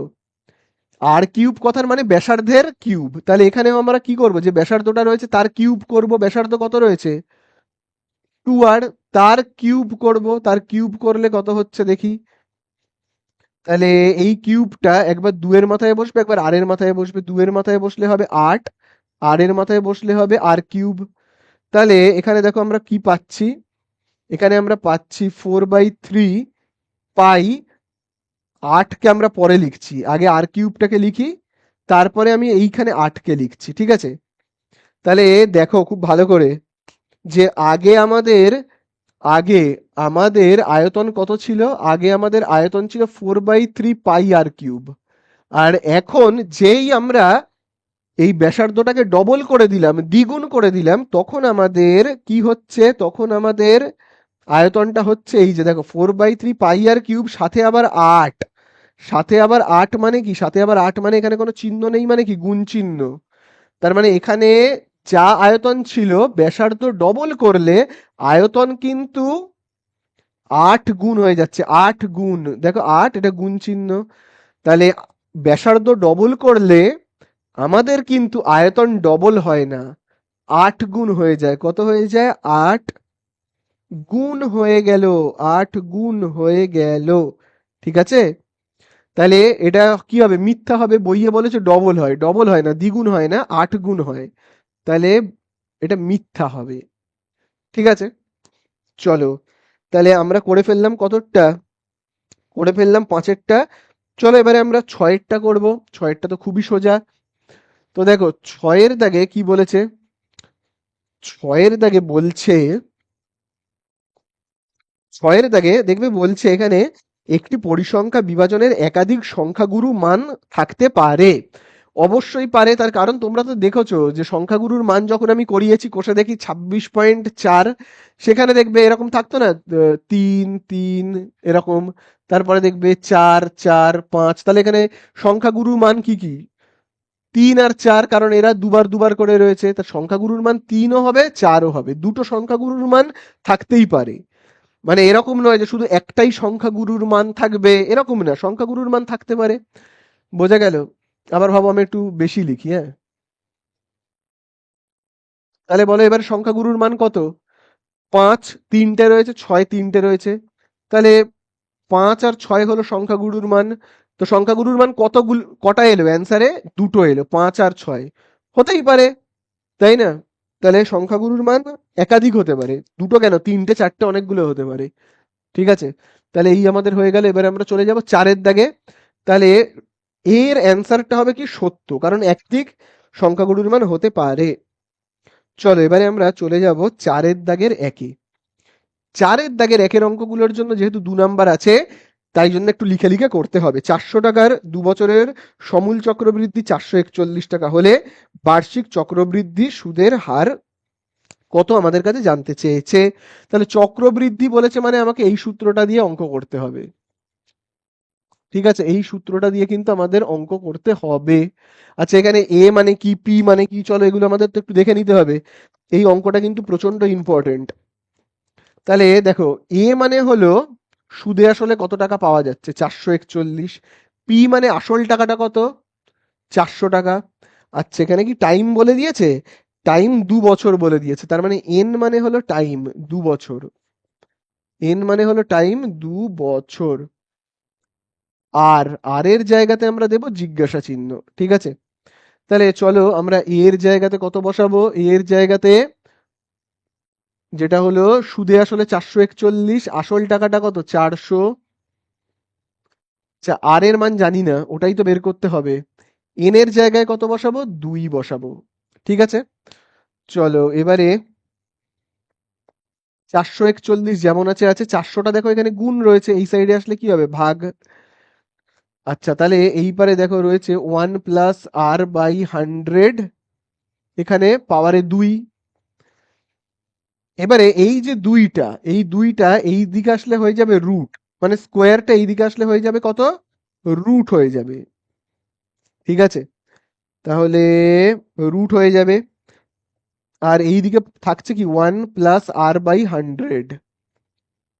তাহলে এখানে 441-এর রুট কত হয়? মনে রাখবে 21। 21-এর স্কোয়ার হয়, এই যে তুমি 21 আর 21কে যদি গুণ করো পাবে 441। ঠিক আছে, তাহলে 21 হবে। 400-র রুট কত হবে? 20। ঠিক আছে, আচ্ছা এই যে এক, এবারে একটাকে এই সাইডে আনি, হ্যাঁ। এক, একের আগে কি চিহ্ন? একের আগে কোনো চিহ্ন নেই মানে প্লাস, তাহলে +1 এই সাইডে আসলে হবে -1। আর এই দিকে থাকবে কি? r/100। তাহলে চলো এবারে আমরা একের নিচে কিছু নেই মানে এক, চলো এবারে বিয়োগ করব, হ্যাঁ। লসাগু কত হবে? 20 আর একের লসাগু হবে 20। তাহলে চলো কোনাকুনি গুণ করি, কোনাকুনি গুণ করলেই হয়ে যাবে। এই যে যেমন দেখো, এই যে একের কোনাকুনিতে কত রয়েছে? 21। 1 আর 21কে গুণ করলে কত হবে? 21 একে 21। 20 আর 1কে গুণ করলে কত হবে? 20 একে 20। তাহলে হচ্ছে কত? এখানে কত রয়েছে? 100। ঠিক আছে, চলো এবারে এই সাইডটাকে মুছে করি। তাহলে তাহলে এখানে দেখো কত হচ্ছে। এই যে 21 থেকে 20 বিয়োগ করলে কত হবে? 1/20। আর এখানে দেখো কত রয়েছে? r/100। তাহলে কোনাকুনি গুণ করি। আর আর 20কে গুণ করলে কত হবে? 20r। 100 আর 1কে গুণ করলে কত হবে? 100। 20টা গুণ রয়েছে, তাহলে 20টা এই সাইডে গেলে হবে ভাগ। কত হলো? ভাগ হলো। তাহলে 20 একে 20, 20 পাঁচে 100। তাহলে r আমরা কত পেলাম? 5, তাই না? 5%। তাহলে আমাদের অ্যান্সারটা কত হলো? 5%। ঠিক আছে, চলো এই আমাদের হয়ে গেল 4-এর দাগের 1। এবারে আমরা যাব 4-এর দাগের 2-তে। তো দেখো এবারে আমরা করব 4-এর দাগের 2-এরটা। তো দেখো 4-এর দাগের 2-তে বলে দিয়েছে একটা ব্যবসায় 3 জনের মূলধনের অনুপাত 3:8:5। ঠিক আছে, তার মানে এই যে দেখো মূলধনের অনুপাত 3:8:5। তার মানে প্রথম জন 3, দ্বিতীয় জন 8, তৃতীয় জন 5। এইবারে বলছে প্রথম ব্যক্তির লাভ তৃতীয় ব্যক্তির লাভের চেয়ে 60 কম হলে ব্যবসায় মোট লাভের পরিমাণ কত? তো মোট লাভ কত আমি তো জানি না, তো আমি ধরে নিচ্ছি মোট লাভ হলো x টাকা। মোট লাভ x টাকা, এটা আমি ধরে নিচ্ছি, সেই জন্য পাশে আমি লিখছি ধরি বলে। ঠিক আছে, আচ্ছা টোটাল হয়েছে লাভ কত আমার? x টাকা। তাহলে এখান থেকে প্রথম ব্যক্তির লভ্যাংশটা আমি বের করি। তাহলে দেখো আমি এখানে লিখছি প্রথম ব্যক্তির লভ্যাংশ, প্রথম ব্যক্তির লাভ বলে লিখছি, হ্যাঁ। লভ্যাংশ আর না লিখে লাভ বলে লিখছি। তাহলে বলো টোটাল লাভ এক্স, সেখান থেকে প্রথম ব্যক্তি মানে কত? 3। তাহলে আমি লিখবো 3 বাই, সব কটাকে যোগ করে দিই, 3 আর 8-এ কত? 11, আর 5-এ হলো 16। ঠিক আছে, তাহলে হচ্ছে এক্স আর 3 গুণ করলে 3x/16 টাকা। এই টাকাটা লাভ করেছে প্রথম ব্যক্তি। এবার চলো দ্বিতীয় ব্যক্তি লিখবো, দ্বিতীয় ব্যক্তির লাভ। তাহলে চলো লিখবো দ্বিতীয়, সরি দ্বিতীয় আমরা করব না, দ্বিতীয় করার কোনো দরকার নেই। এখানে তৃতীয়টা করব, কারণ প্রথম আর তৃতীয়র মধ্যে কম্পিটিশন হচ্ছে, কে বেশি লাভ করবে কে কম লাভ করবে, কম্পিটিশন হচ্ছে কার কার, প্রথম আর তৃতীয়। তাহলে দেখো আমি লিখছি তৃতীয় ব্যক্তির লাভ, তাহলে টোটাল লাভ এক্স, তার মধ্যে তৃতীয় ব্যক্তি মানে কোনটা, 5, উপরে লিখবো 5, তাই তো। আর নিচে সবকটাকে যোগ করব, যোগ করলে হচ্ছে তোমার 16। তাহলে এক্স আর 5কে গুণ করলে কত হবে, 5x/16 টাকা। বোঝা গেল? তাহলে তোমরা তো দেখেই বুঝতে পারছো কে বেশি লাভ করছে আর কে কম লাভ করছে। কে বেশি লাভ করছে, এই যে দেখো তৃতীয় ব্যক্তি বেশি লাভ করছে, দেখো 5x/16, আর প্রথম জন 3x/16, তাই না, 3x/16। প্রথম ব্যক্তি কম লাভ করছে 3x/16, কতটা কম করছে বের করতে গেলে আমরা কি করব, বলো বলো, প্রশ্নানুসারে দিয়ে আমি দেখো লিখছি। প্রথম ব্যক্তি কতটা কম লাভ করছে, কত টাকা কম লাভ করছে বের করতে গেলে আমি কি করব, এই যে বড়টা থেকে মানে 5x/16 থেকে আমি বিয়োগ করব কাকে, 3x/16 কে। দেখো প্রথম জন লাভ করছে 3x আর তৃতীয় জন করছে কত, 5x। প্রথম জন কম, কত কম, 5x থেকে 3x বাদ দাও, 2x, সেটাই আমি করছি। 5x থেকে 3x বাদ দিলাম, নিচে 16 গুলো লিখে দিলাম, তাহলেই আমি পেয়ে যাব যে প্রথম ব্যক্তি কতটা কম লাভ করছে। আর প্রশ্নের মধ্যেও দেখো বলে দিয়েছে প্রথম ব্যক্তি কতটা কম লাভ করছে, দেখো 60, তাহলে ইজুকাল টু 60। তাহলে আমি সমান চিহ্নের এই দিকেও লিখলাম কি, প্রথম ব্যক্তি কতটা কম লাভ করছে, আর এই দিকেও লিখলাম প্রথম ব্যক্তি কতটা কম লাভ করছে, তো দুটোই তো সমান, একই ব্যাপার, সমান চিহ্ন দিলাম। তাহলে আমি একেবারে করে দিই, 16 লিখি। আচ্ছা, 5x থেকে 3x বিয়োগ করলে কত হয়, 2x। 60 যেমন আছে আছে। তাহলে এইবারে দুইটা দেখো গুণ রয়েছে, তাহলে এই সাইডে গেলে কি হবে, ভাগ। 16টা ভাগ রয়েছে, এই সাইডে চলে গেলে কি হবে, গুণ হয়ে যাবে। তাহলে 2 1 কে 2, 16কে কাটলে কত হবে, 2 8 16। তাহলে এক্স ইজুকাল টু কত হচ্ছে, 8 6 48, শূন্য মানে 480 টাকা। তাহলে এক্স মানে আমি কি ধরেছিলাম, এক্স মানে আমি ধরেছিলাম, এই যে দেখো এক্স মানে আমি ধরেছিলাম মোট লাভ, মোট লাভ এক্স, তাহলে এক্স এর মান কত বেরোলো, 480। তাহলে অ্যান্সারে জানতে চাইছে মোট লাভ কত, তো এই তো আমার হয়ে গেল, মোট লাভ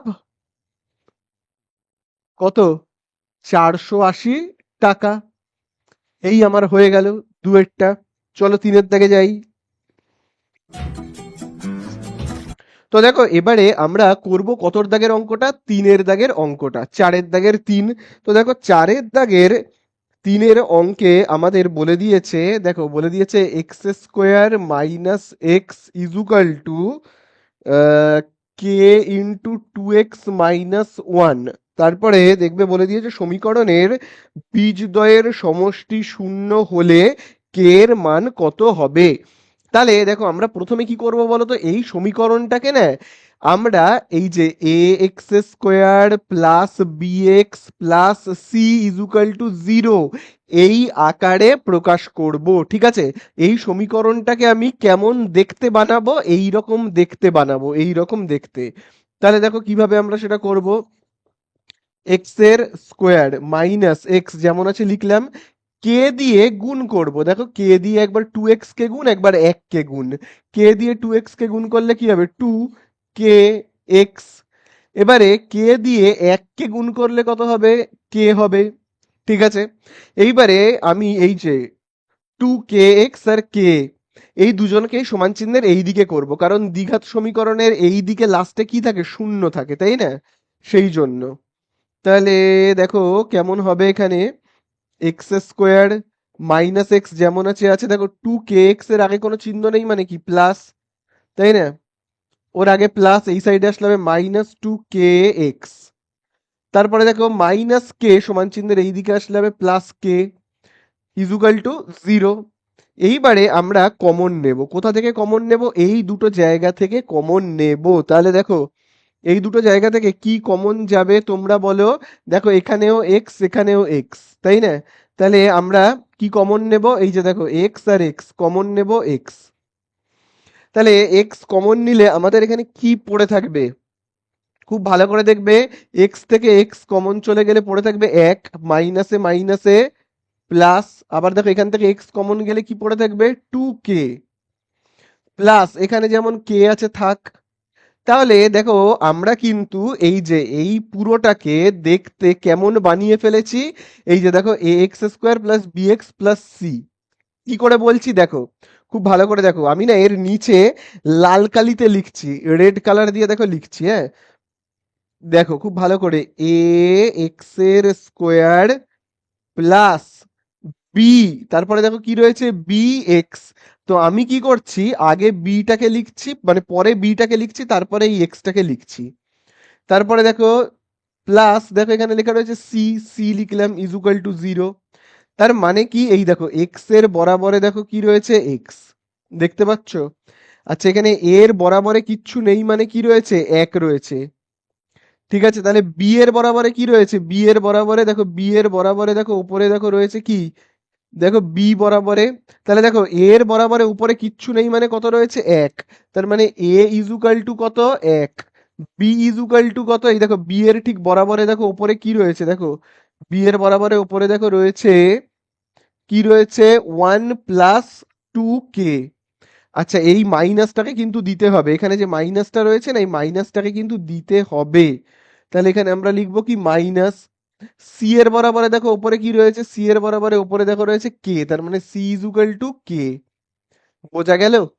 এইবারে বইয়ের মধ্যে মানে প্রশ্নের মধ্যে তোমরা দাগ দেবে, যেখানে দেখো বলে দিয়েছে বীজদ্বয়ের সমষ্টি, কি বলেছে, 0। দেখতে পেয়েছো তো, বীজদ্বয়ের সমষ্টি 0। তাহলে দেখো আমি এখানে প্রশ্নানুসারে বলে লিখে করছি অঙ্কটাকে, হ্যাঁ। দেখো আমি দেখো এখানে লিখছি প্রশ্নানুসারে। তাহলে বীজদ্বয়ের সমষ্টি ইজুকাল টু কি বলেছে, 0। আচ্ছা বীজদ্বয়ের সমষ্টির সূত্র আমরা কি জানি, বীজদ্বয়ের সমষ্টির সূত্র আমরা জানি কিন্তু মাইনাস বি বাই এ, তাই কি না, মাইনাস বি বাই এ, এটা আমরা জানি। তাহলে বীজদ্বয়ের সমষ্টির সূত্রটাকে দেখো আমি এইখানে লিখলাম, দেখো সূত্রটাকে লিখলাম এইখানে, আর এইদিকে বীজদ্বয়ের সমষ্টির মান কত যেটা সেটা লিখলাম, 0 লিখেছি। তাহলে চলো এবারে আমরা মান বসাই, দেখো তাহলে কি হবে, দেখো মাইনাস রয়েছে, এখানে মাইনাস রয়েছে দেব। তারপরে দেখো রয়েছে বি, বি মানে কত, দেখো বি মানে হলো মাইনাস এই যে 1 + 2k। ঠিক আছে, তাহলে আবার আমি দেখো লিখবো মাইনাস 1 + 2k। তাহলে দেখো পরপর দুটো মাইনাস যদি হয়, তাহলে মাইনাসে মাইনাসে কি হয়ে যাবে, হয়ে যাবে প্লাস। আর প্লাস লেখার দরকার নেই, কিছু নেই মানেই প্লাস। আচ্ছা নিচে দেখো রয়েছে এ, এর জায়গায় কত লিখবো, এই দেখো এ মানে হলো এক, চলো এক লিখলাম। ঠিক আছে, আর এইদিকে দেখো কত রয়েছে, 0। এবার আমি এইদিকে অঙ্কটা করছি, ঠিক আছে। দেখো একটা আর লেখার দরকার নেই, ছেড়ে দাও, তার মানে শুধু রয়েছে 1 + 2k ইজুকাল টু 0। আমাদের কে এর মান বের করতে হবে, 2k যেমন আছে থাক, এই একটা সমান চিহ্নের এই দিকে গেলে -1, তাই না, দেখো +1 সমান চিহ্নের এই দিকে গেলে -1। তাহলে দেখো দুইটা কি রয়েছে, গুণ রয়েছে, এই সাইডে গেলে কি হবে, হবে ভাগ। ঠিক আছে, তাহলে দুইটা কি ছিল, গুণ, এই সাইডে গিয়ে হলো ভাগ, তাহলে কে এর মান আমি পেয়ে গেলাম -1/2। তাহলে এই হয়ে গেল আমাদের অ্যান্সার। ঠিক আছে, তাহলে চলো এবারে আমরা চলে যাব কতর দাগে, 4-এর দাগে। তো দেখো এবারে আমরা করব কতর দাগ, এবারে কিন্তু আমরা করব 4-এর দাগেরটা, প্রচন্ড ইম্পর্টেন্ট, স্টার মার্কিং করবে, প্রচন্ড ইম্পর্টেন্ট অঙ্ক 4-এর দাগেরটা। দেখো বলে দিয়েছে ও কেন্দ্রীয় বৃত্তের এবি ব্যাস। তাহলে চলো আমরা প্রথমে একটা না বড় করে ও কেন্দ্রীয় বৃত্ত আঁকি। ঠিক আছে, আরো বড় করে আঁকি যাতে তোমাদের বুঝতে সুবিধা হয়। তাহলে দেখো আমি বেশ বড় করে একটা বৃত্ত আঁকছি, বেশ বড় করে একটা বৃত্ত আঁকলাম, ও কেন্দ্রীয় বৃত্ত, যার কেন্দ্রটা হলো ও। এরপরে দেখো আমাদের কাছে কি বলে দিয়েছে, ও কেন্দ্রীয় বৃত্ত যার এবি ব্যাস, তাহলে ব্যাসটা দেখো কত বলে দিয়েছে, এবি। তাহলে এই হলো ও কেন্দ্রীয় বৃত্ত, এই হলো ব্যাস। ঠিক আছে, ব্যাসের নাম বলে দিয়েছে এবি, তাহলে এই হলো এ আর এই হলো বি। তারপরে দেখো কি বলছে, এরপরে দেখবে বলে দিয়েছে এবিসি, এবিসিডি হলো বৃত্তস্থ চতুর্ভুজ। তাহলে এখানে আমার একটা চতুর্ভুজ রয়েছে, চলো চতুর্ভুজ আঁকি। ঠিক আছে, বৃত্তস্থ চতুর্ভুজ, যার নাম হলো এ বি সি আর এই হলো ডি, এবিসিডি, বৃত্তস্থ চতুর্ভুজ। এবারে দেখো এবিসি 65 বলে দিয়েছে, এবিসি 65, তার মানে এ বি সি হলো এই যে 65 ডিগ্রি, খুব ভালো কথা। তারপরে দেখো আর কি বলে দিয়েছে, ডিএসি 40 ডিগ্রি। দেখো বলে দিয়েছে ডি এ সি, তার মানে আমাকে ডিএসি তো মানে হলো এই কোণটা হলো কত বলে দিয়েছে, 40 ডিগ্রি। এইবারে আমাদের কাছে জানতে কি চেয়েছে, কোণ বিসিডি কত। এই যে দেখো বি সি ডি মানে এই টোটাল কোণটা কত জানতে চেয়েছে, বিসিডি মানে হলো এই কোণটা কত সেটা আমাদের কাছে জানতে চেয়েছে। তো দেখো খুব ভালো করে তোমরা এই জিনিসটা বুঝবে। এই ভাবে একটা বৃত্ত, বৃত্তের ভেতরে চতুর্ভুজকে আমরা কি বলি, বৃত্তস্থ চতুর্ভুজ। তাই তো, এবারে দেখো বৃত্তস্থ চতুর্ভুজের এই যে এইটা আর ঠিক তার কোনাকুনি মানে বিপরীতের যে কোণটা রয়েছে মানে এইটা, এদের দুজনের সমষ্টি সর্বদা হবে 180 ডিগ্রি। বোঝা গেল কি বললাম, বৃত্তস্থ চতুর্ভুজের বিপরীত কোণ, বোঝা গেল বিপরীত কোণ, এইটা আর এইটার সমষ্টি হবে 180, আবার এইটা আর এইটার সমষ্টি হবে কি 180, এরকম ব্যাপার আর কি।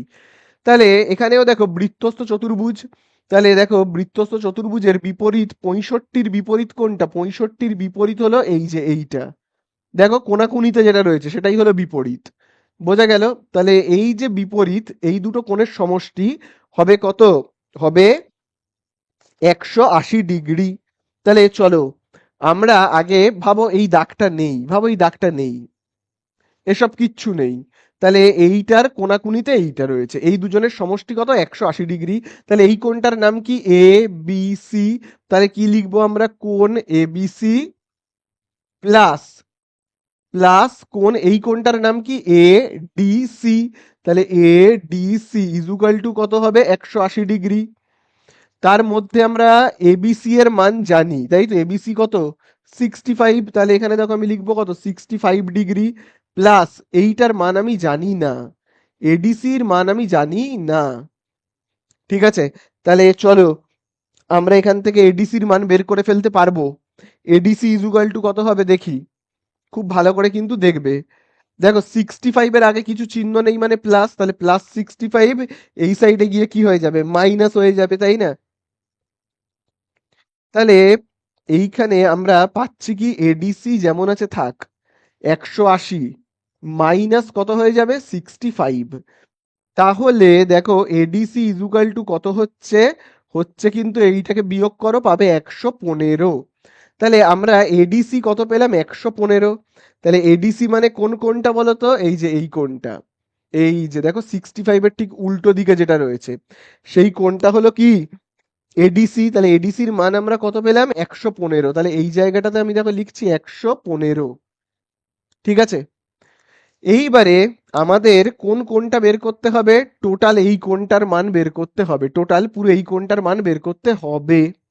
আচ্ছা এবারে আমি এখান দিয়ে তাহলে দাগটা কেটে দিই, হ্যাঁ, এরম ভাবে দাগটা কাটা থাক। আচ্ছা এখানে একটা ত্রিভুজ রয়েছে, ত্রিভুজটার নাম দেখো এডিসি, খুব ভালো করে দেখবে, এই দেখো এ এ এই দেখো ডি, এই দেখো সি, এ ডি সি, ঠিক আছে, এডিসি। তাহলে এই হলো এডিসি একটা ত্রিভুজ। তাহলে এডিসি ত্রিভুজের আমরা দেখবে দুটো কোণের মান জানি, দুটো কোণের মান আমি জানি, কোনটা, এই যে দেখো 40, আরেকটা হলো কত, 115। এইটা বের করতে হবে, এই কোণটার মান বের করতে হবে। তাহলে বলো কোণ এ সি ডি এর মান বের করব, এ সি ডি। তাহলে কত হবে, 180 ডিগ্রি থেকে আমরা বিয়োগ করব, এই যে দেখো 40 আর 115, 40 আর 115। তাহলে কত হচ্ছে দেখি আমরা এখানে, 40 আর 115 করলে কত হবে, তাহলে দেখো এখানে হবে 0, 4 আর একে কত হবে, 5, আর এখানে কত হচ্ছে, তাহলে দেখো যোগ করলে এখানে দেখো কত হচ্ছে, খুব ভালো করে দেখবে, 5 আর 0 যোগ করলে 5, 4 আর 1 যোগ করলে 5, আর এখানে হচ্ছে 1। তাহলে বিয়োগ করলে আমরা কত পাচ্ছি, 180 থেকে এটা বিয়োগ করলে আমরা পাবো 25 ডিগ্রি। তাহলে আমরা এই কোণটার মান কত পেলাম, এই যে এই কোণটার মান, এই কোণটার মান আমরা কিন্তু পেলাম 25 ডিগ্রি। ঠিক আছে, 25 ডিগ্রি। কিন্তু আমাদের কাছে কতটা জানতে চেয়েছে? আমাদের কাছে জানতে চেয়েছে পুরো কি কোণের মান জানতে চেয়েছে আমরা একটু দেখিনি।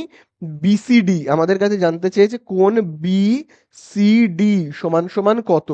বিসিডি মানে কি? এই দেখো বি থেকে এই হলো সি, এই হলো ডি, তার মানে এই পুরোটার মান জানতে চেয়েছে। তাহলে আমার কাছে জানতে চেয়েছে এই পুরোটার মান, এই পুরোটার মধ্যে আমি এইটুকু জানি কত 25, কিন্তু এইটুকুর মান আমি জানি না। এইটুকুর মান আমি জানি না, এই যে এইটার মান কত আমি জানি না। এইটার মান হবে 90 ডিগ্রি। কেন বলি 90 ডিগ্রি? তার কারণ এটা একটা উপপাদ্যই আছে যে অর্ধবৃত্তের ভেতরে যদি কোনো, আমি এই জায়গাটাকে মুছে দিয়ে করছি দেখো, অর্ধবৃত্তস্থ, তাহলে দেখো অর্ধবৃত্তস্থ, দেখো ভাবো এরকম একটা অর্ধবৃত্ত রয়েছে, অর্ধবৃত্ত। এবারে এই অর্ধবৃত্তের ভেতরেও এই কোণটাকে বলা হয় অর্ধবৃত্তস্থ কোণ, ঠিক আছে? অর্ধবৃত্তের ভেতরে অর্ধবৃত্তের এই যে কোণটা, এটাকে বলা হয় অর্ধবৃত্তস্থ কোণ। এই অর্ধবৃত্তস্থ কোণ সর্বদা হয় 90 ডিগ্রি বা সমকোণ। তাহলে দেখো আমি যদি বৃত্তটাকে এই এতটা মুছে দিই, তাহলে দেখো এটা একটা দেখতে অর্ধবৃত্ত হয়ে যাবে। আর অর্ধবৃত্তস্থ কোণ কোনটা? হচ্ছে এই জায়গাটা, দেখো অর্ধবৃত্তস্থ কোণ হচ্ছে এই জায়গাটা। তাহলে এই জায়গাটা কত হবে? 90 ডিগ্রি হবে, তাই না? তাহলে এই কোণটার নাম হলো এ সি বি। তাহলে এসিবি, অতএব এসিবি আমরা কত পেলাম? এসিবি আমরা পেলাম 90 ডিগ্রি। কেন? বোঝা গেল, কারণ অর্ধবৃত্তস্থ কোণ। কারণ কি লিখবো আমরা? অর্ধবৃত্তস্থ কোণ, অর্ধবৃত্তস্থ কোণ সমকোণ হয়, মানে 90 ডিগ্রি হয়, সেই জন্য।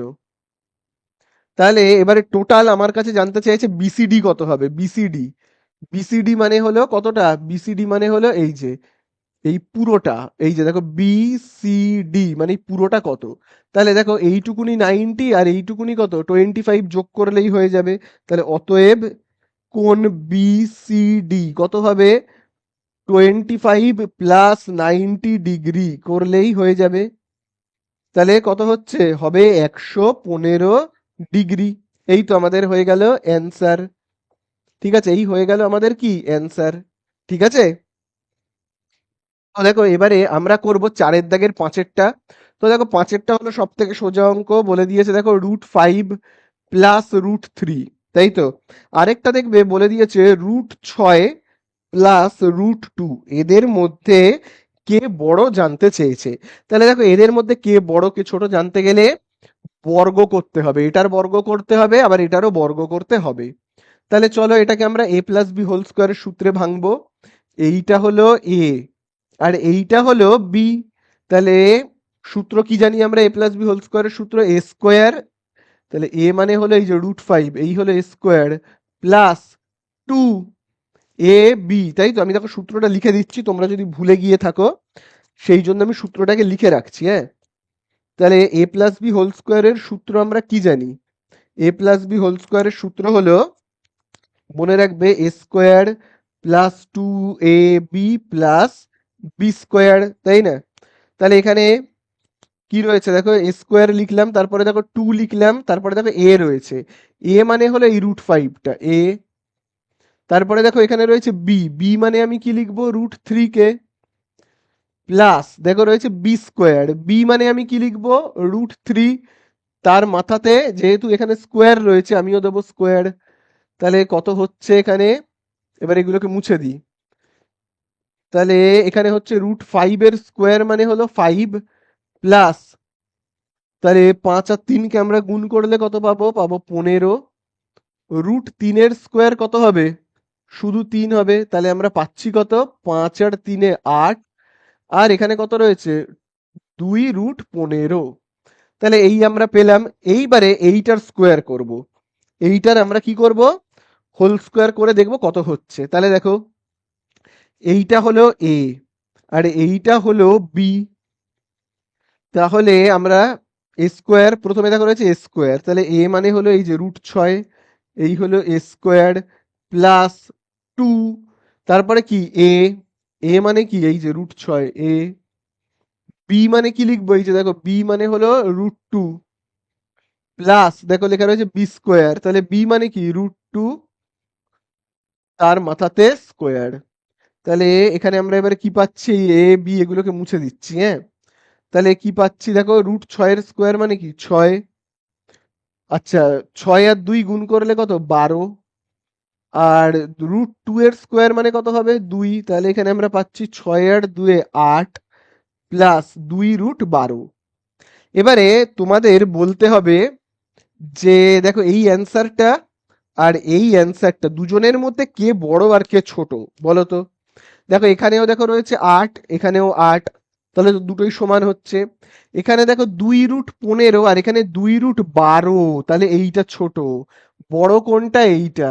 আর এইটা মানে আসলে কে ছিল, এইটা। তাহলে কে বড়, আসলে যে ছিল √5 প্লাস √3 কি বড়, ঠিক আছে। তাহলে বড় কে হলো √5 প্লাস √3, ঠিক আছে। চলো, হয়ে গেল পাঁচেরটা, এবার চলে যাব ছয়ের দাগে। তো দেখো এবারে আমরা কিন্তু করব ছয়ের দাগেরটা, যেখানে দেখবে বলে দিয়েছে দুটি লম্ব বৃত্তাকার নিরেট চোঙের আয়তন সমান ও তাদের উচ্চতার অনুপাত 1:2 হলে তাদের ব্যাসার্ধের অনুপাত কত। তাহলে দেখো এখানে দুটো চোঙের কথা বলেছে, তাহলে দেখো এই একটা চোঙ, ঠিক আছে, এই একটা চোঙ আমি এখানে আঁকছি।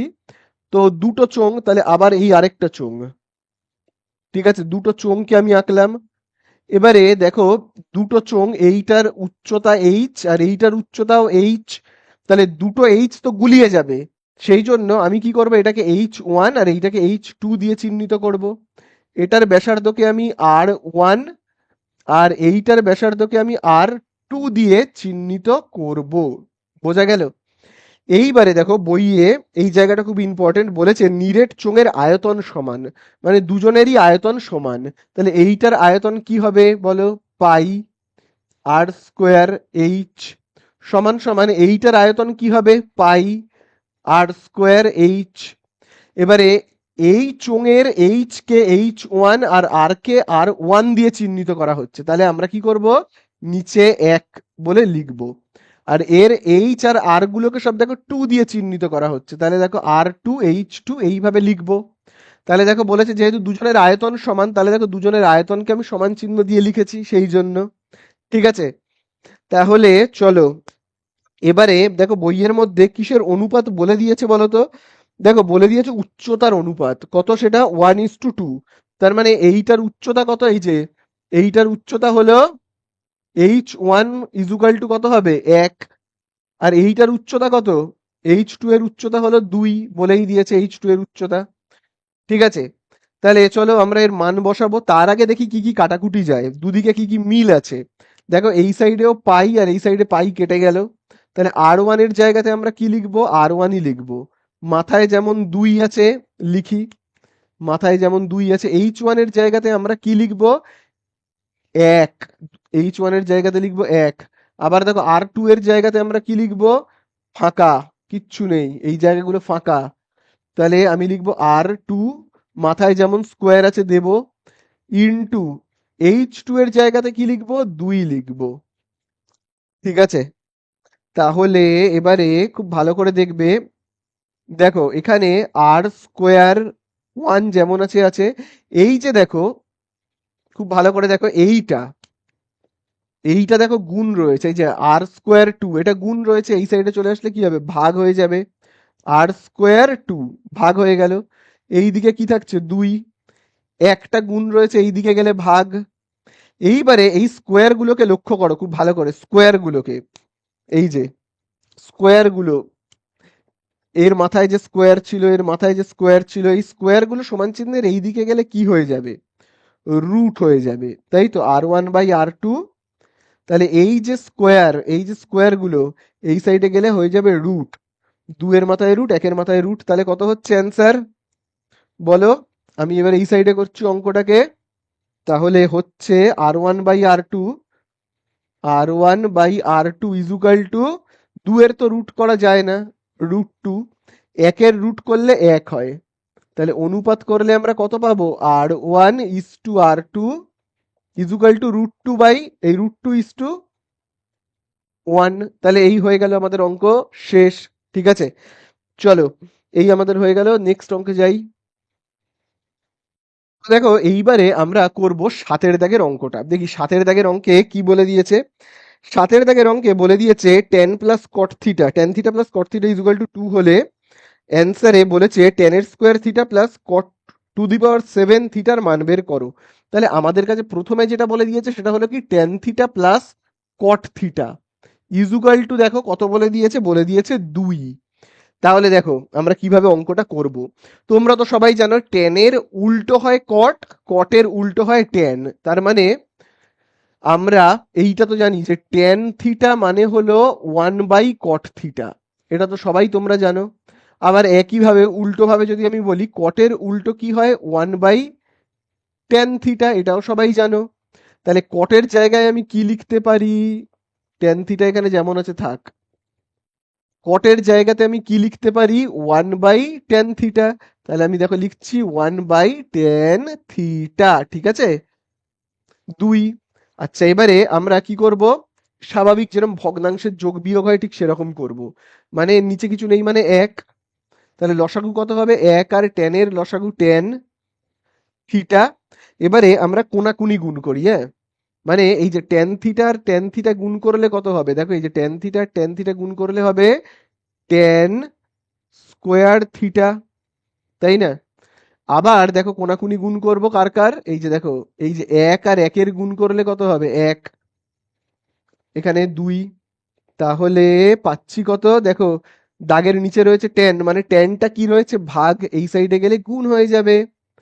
তাহলে দেখো ট্যান স্কোয়ার থিটা প্লাস 1, তাহলে ট্যানটা এইদিকে গেলে 2 এর সাথে গুণ হয়ে গেলে কি হবে 2 ট্যান থিটা, তাই কি না। এবার এই 2 ট্যান থিটাকে সমান চিহ্নের এই সাইডে আনবো, বাম দিকে আনবো। তাহলে হবে ট্যান স্কোয়ার থিটা, এই যে দেখো এর আগে কোনো চিহ্ন নেই মানে কি প্লাস, এই সাইডে আসলে হবে কি -2, কি হবে 2 ট্যান থিটা, তাই কি না। প্লাস একটা এই দিকে যেমন আছে থাক, এই দিকটা 0 হয়ে গেল। এইবারে দেখো এইটাকে না দেখতে একটা সূত্রের মতো লাগছে। কোন সূত্রের মতো ভালো করে দেখো, আমি সাজিয়ে লিখি তাহলে বুঝতে পারবে। দেখো ট্যানের মাথায় স্কোয়ার রয়েছে, তো আমি না এই রকম লিখছি ট্যান ব্র্যাকেট করে স্কোয়ার মাইনাস মাঝখানের এই জায়গাটা ফাঁকা থাক পরে লিখবো, প্লাস 1 মানে আমরা কি জানি 1 স্কোয়ার ইজুকাল টু 0। তাহলে মাঝখানের জায়গাটাতে আমি কি লিখতে পারি বলো, এটা কোন সূত্রের মতো দেখতে লাগছে। এইটা হলো ব্র্যাকেটের মধ্যে যেটা রয়েছে এ, আর এই ব্র্যাকেটের ভেতরে দেখো যেটা রয়েছে সেটা বি। তাহলে এ স্কোয়ার মাইনাস দেখো এখানটা রয়েছে বি স্কোয়ার, তাহলে মাঝখানে আমি লিখবো 2ab, 2 এ মানে কি 10 আর বি মানে কি 1, বোঝা গেল। তাহলে এই ব্যাপারটা কি হলো A square minus 2 B plus B এর মাথায় স্কোয়ার। তাহলে এটা কার সূত্র, এটা হলো এ মাইনাস বি হোল স্কোয়ারের সূত্র। তাহলে এ মানে কি এইটা, এই যে দেখো এই হলো এ মাইনাস বি মানে কি বলো, বি মানে হলো এই 1, এ মাইনাস বি হোল স্কোয়ার, তার সূত্র ইজুকাল টু 0 যেমন আছে আছে, বোঝা গেল তো। তাহলে এই আমাদের হয়ে গেল। এইবারে আমি পাশে করছি অঙ্কটাকে, ঠিক আছে পাশে অঙ্কটাকে করছি, এইগুলোকে মুছে দিচ্ছি, হ্যাঁ। তাহলে এইবারে এই স্কোয়ারটাকে সমান চিহ্নের এই সাইডে নিয়ে যাব, নিয়ে গেলে কি হয়ে যাবে রুট হয়ে যাবে। তাহলে এখানে হচ্ছে কি টেন থিটা -1, তাহলে স্কোয়ার এই সাইডে চলে গেলে হয়ে যাবে রুট। তাহলে টেন থিটা -1, তাহলে শূন্যের রুট কত 0। তাহলে এবারে দেখো -1কে সমান চিহ্নের ওই সাইডে পাঠাবো, পাঠালে কত হবে -1 ওইদিকে গেলে +1, বোঝা গেল। তাহলে আমরা টেন থিটার মান পেয়ে গেলাম, কত পেলাম, পেলাম কিন্তু 1। এইবারে অ্যান্সারে আমাদের কাছে জানতে চেয়েছে টেন স্কোয়ার থিটা আর cot to the power 7 theta equal to কত। তাহলে আমি এবারে অঙ্কের এই জায়গাগুলোকে মুছে দিই, দিয়ে করি। তাহলে আমাদের কাছে এবারে কি জানতে চেয়েছে, দেখো আমাদের কাছে যেটা জানতে চেয়েছে সেটা হলো টেন স্কোয়ার থিটা, দেখো জানতে চেয়েছে টেন স্কোয়ার থিটা প্লাস কট তার পাওয়ারে দেখো 7 থিটা তার মান জানতে চেয়েছে। তাহলে ট্যানের জায়গাতে আমি কত বসাবো? ট্যানের জায়গাতে, আচ্ছা ট্যানের জায়গাতে এখন ট্যানই বসাই। ট্যানের জায়গাতে আমি এখন ট্যানই বসাই। কটের জায়গাতে কি বসাবো? আমি এখানে লিখেছিলাম কট মানে ট্যানের উল্টো, ট্যান মানে কটের উল্টো। তাহলে কটের জায়গায় আমি কি লিখতে পারি? ট্যানের উল্টো মানে কি 1/10। এখানে যেমন 7 আছে লিখবো 7 থিটা। ঠিক আছে, আচ্ছা চলো এবারে ট্যানের জায়গাতে কত লিখবো? ট্যান ইজ ইকুয়াল টু 1, তাহলে এখানে আমি লিখবো 1 মাথায় স্কোয়ার। আবার ট্যানের জায়গাতে আমি কত লিখবো? 1 মাথায় দেখো পাওয়ারে কত রয়েছে? 7। তাহলে এখানে আমরা পাচ্ছি কত? 1 স্কোয়ার 1 প্লাস, তাহলে এখানে বলো কত হবে? 1 পাওয়ার 7 মানে কি? সেই তো একই হবে। তাহলে অ্যান্সারে শেষ পর্যন্ত বেরোবে কত? 2। তাহলে এই হয়ে গেল আমাদের অঙ্ক শেষ। দেখো এবারে আমরা করব 4 দাগের 8 অঙ্কটা। তো দেখো 4 দাগের 8 অঙ্ক প্রচন্ড ইম্পর্টেন্ট। বলে দিয়েছে এবিসি ত্রিভুজের এবি ও এসি বাহুর ওপর, তাহলে দেখো আমি আগে আঁকি। এবিসি একটা ত্রিভুজ, চলো ত্রিভুজটাকে আঁকি। এই হলো একটা ত্রিভুজ এবিসি, একে দিলাম এ বি আর সি। এবারে দেখো বলে দিয়েছে এবি ও এসি বাহুর ওপর ডি ও ই এমন একটা বিন্দু। বলে দিয়েছে এবির ওপর ডি, তাহলে এই তো এবি, এবির ওপর ডি, আর এসির ওপর বলে দিয়েছে কি? এসির ওপর ই। ঠিক আছে, এসির ওপর বলে দিয়েছে ই। তাহলে এসির ওপর ই আর এবির ওপর ডি এমন একটা বিন্দু, যাতে যে বিন্দু, এমন বিন্দু যে ডিই সমান্তরাল বিসি। তাহলে দেখো ডিই আর এই বিসি হলো কি? সমান্তরাল। সমান্তরাল মানে তো তোমরা জানোই, এইটা আর এইটা কি? সমান্তরাল বলেই দিয়েছে, ভালো কথা। এরপরে আমাদের কাছে কি বলছে? এরপরে দেখো বলে দিয়েছে এডি বাই, খুব ভালো করে দেখবে, বলে দিয়েছে AD by BD equal to কত বলেছে? 3/2। তার মানে হলো এডি মানে 3, এডি মানে হলো এই দেখো এইখান থেকে এতটা, এই এডিটা হলো কত? 3। আর দেখো বিডি হলো 2, বিডি, বিডি মানে কোনটা বলো? এই যে বি আর ডি, এইখান থেকে এতটা হলো 2। ঠিক আছে, তারপরে আমাদের কাছে কি বলেছে? তাহলে ডিই বাই বিসির মান কত? আমাদের কাছে জানতে চেয়েছে DE by BC equal to কত হবে। তো চলো, এটা হলো সদৃশ্যতার চ্যাপ্টার। তো খুব ভালো করে কিন্তু তোমরা দেখবে, দেখো খুব ভালো করে দেখবে। দেখো সদৃশ্যতার চ্যাপ্টারে আমরা জেনেছি, দেখো এইখান থেকে এতটা যদি হয় 3, তাহলে এই সাইডের এইটুকুনিও হবে 3। ঠিক আছে, এই সাইডের এইটুকুনিও হবে কত? 3 হবে, কিন্তু মনে থাকবে 3 হবে। আবার একইভাবে দেখো এইখান থেকে এই যে দেখো ডি থেকে বি পর্যন্ত সেটা যদি হয় 2, তাহলে এই সাইডে ওই একই হবে। কোনটা বলো তো? এই যে ই থেকে এই যে সি পর্যন্ত এটাও কিন্তু হবে 2। ঠিক আছে, এত দূর আশা করি বোঝা গেল। এইবারে খুব ভালো করে একটা সূত্র তোমরা মনে রাখবে। কি সেই সূত্রটা? তাহলে দেখো সূত্রটা হলো, খুব ভালো করে দেখবে। দেখো এই যে দুটো বাহু সমান্তরাল দেখতে পাচ্ছ, এই যে ডিই আর বিসি। আবারও দেখো আমি এখানে লিখে রাখছি ডিই বাই এই ডিই সমান্তরাল বিসি, এই যে দুটো বাহু সমান্তরাল, ঠিক আছে, তাদের অনুপাত। ঠিক আছে, এখানে দেখো এই যে এই ছোট বাহুটার অনুপাত, এই যে দেখো যারা দুজন সমান্তরাল সেখানে দেখো একটা বাহু দেখো ছোট, দেখো ডিইটা ছোট, আর দেখো বিসি বাহুটা বড়। তাহলে এই দুটো বাহুর অনুপাত, এই যে ডিই আর বিসি, ডিই বাই বিসি, ঠিক আছে, এদের অনুপাত কাদের অনুপাতের সমান হবে? খুব ভালো করে দেখবে কাদের অনুপাতের সমান হবে। এই যে দেখো এই এ থেকে ই, এ থেকে ই, দেখো এ থেকে ই, ঠিক আছে, এ থেকে ই, এবং এ থেকে পুরো এই সি পর্যন্ত, এসি। ঠিক আছে, এ থেকে ই, আবারও বলছি এ থেকে ই, তারপরে আমরা কি লিখবো? এ থেকে ই, তারপরে লিখবো এ থেকে পুরো সি পর্যন্ত, এসি। এদের দুজনের অনুপাতের সমান হবে। বোঝা গেল কি বললাম? আবারও বলছি, দেখো এইটা আর এই বাহুটা সমান্তরাল তো, দেখো খুব ভালো করে, এই যে ডিই, এই যে দেখো ডিই আর বিসি সমান্তরাল। তাহলে আমরা লিখবো ডিই আর বিসির যা অনুপাত, মানে এই ছোট বাহুটা আর এই বড় বাহুটার যা অনুপাত, দেখো ডিই বাই বিসি। ঠিক একইভাবে এ ই, মানে এইটুকুনি ছোট্ট বাহুটা, এই যে এইটুকুনি ছোট্ট বাহুটা, দেখো এই যে এইটুকুনি ছোট্ট বাহুটা এ থেকে ই, সেইটা, আর এ থেকে পুরো সি, পুরো বাহুটা, এই যে পুরো বাহুটা এ থেকে ই, মানে এই ছোট্ট এইটুকুনি বাহু, এই যে দেখো এ থেকে ই, তারপরে এ থেকে পুরো সি পর্যন্ত পুরো বড় বাহুটার অনুপাত সমান হবে এইটার অনুপাতের সঙ্গে। ঠিক আছে, চলো আশা করি বুঝতে পারলে। তাহলে দেখো আমরা এবারে মান বসাবো।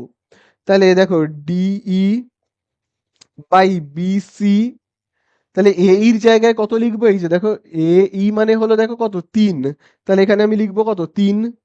তারপরে দেখো লেখা রয়েছে খুব ভালো করে এসি, এসি মানে হলো কি পুরোটা, এসি মানে পুরোটা, এই যে দেখো এসি মানে পুরোটা, তাহলে পুরোটা কত হবে, এ থেকে ই পর্যন্ত কত 3, এইটুকুনি 3, আর এইখান থেকে এতটা কত 2, তাহলে 3 আর এই 2 যোগ করব আমরা, করলে কত হবে 5।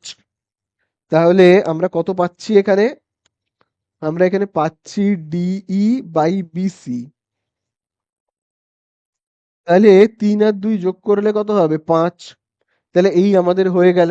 তাহলে অনুপাত, তাহলে আমাদের অ্যান্সারে কি জানতে চেয়েছে, ডি বাই বিসির মান নির্ণয় করো, তো এই তো মান হয়ে গেল 3/5। ঠিক আছে, চলো নেক্সট অঙ্কে যাই। তো দেখো এবারে আমরা করব কতটা, 9-এর দাগেরটা, 4-এর দাগের 9-এরটা। তো দেখি 4-এর দাগের 9-তে কি বলেছে, দেখো 4-এর দাগের 9-তে বলেছে একটা ঘনকের প্রতিটি বাহুকে 50% কমানো হলে মূল ঘনক ও পরিবর্তিত ঘনকের আয়তনের অনুপাত কত, প্রচন্ড ইম্পর্টেন্ট অঙ্ক, স্টার মার্কিং করবে। তাহলে দেখো এখানে বলে দিয়েছে একটা ঘনক রয়েছে, ভাবো এরকম একটা ঘনক, ঘনক মানে তো তোমরা জানোই লুডোর ছক্কা টাইপের দেখতে হয়। ঠিক আছে, এরকম একটা ভাবো ঘনক রয়েছে। ঠিক আছে, ঘনকের ভাবো আমি ধরে নিচ্ছি প্রত্যেকটা বাহুর দৈর্ঘ্য এ, প্রত্যেকটা বাহুর দৈর্ঘ্য এ।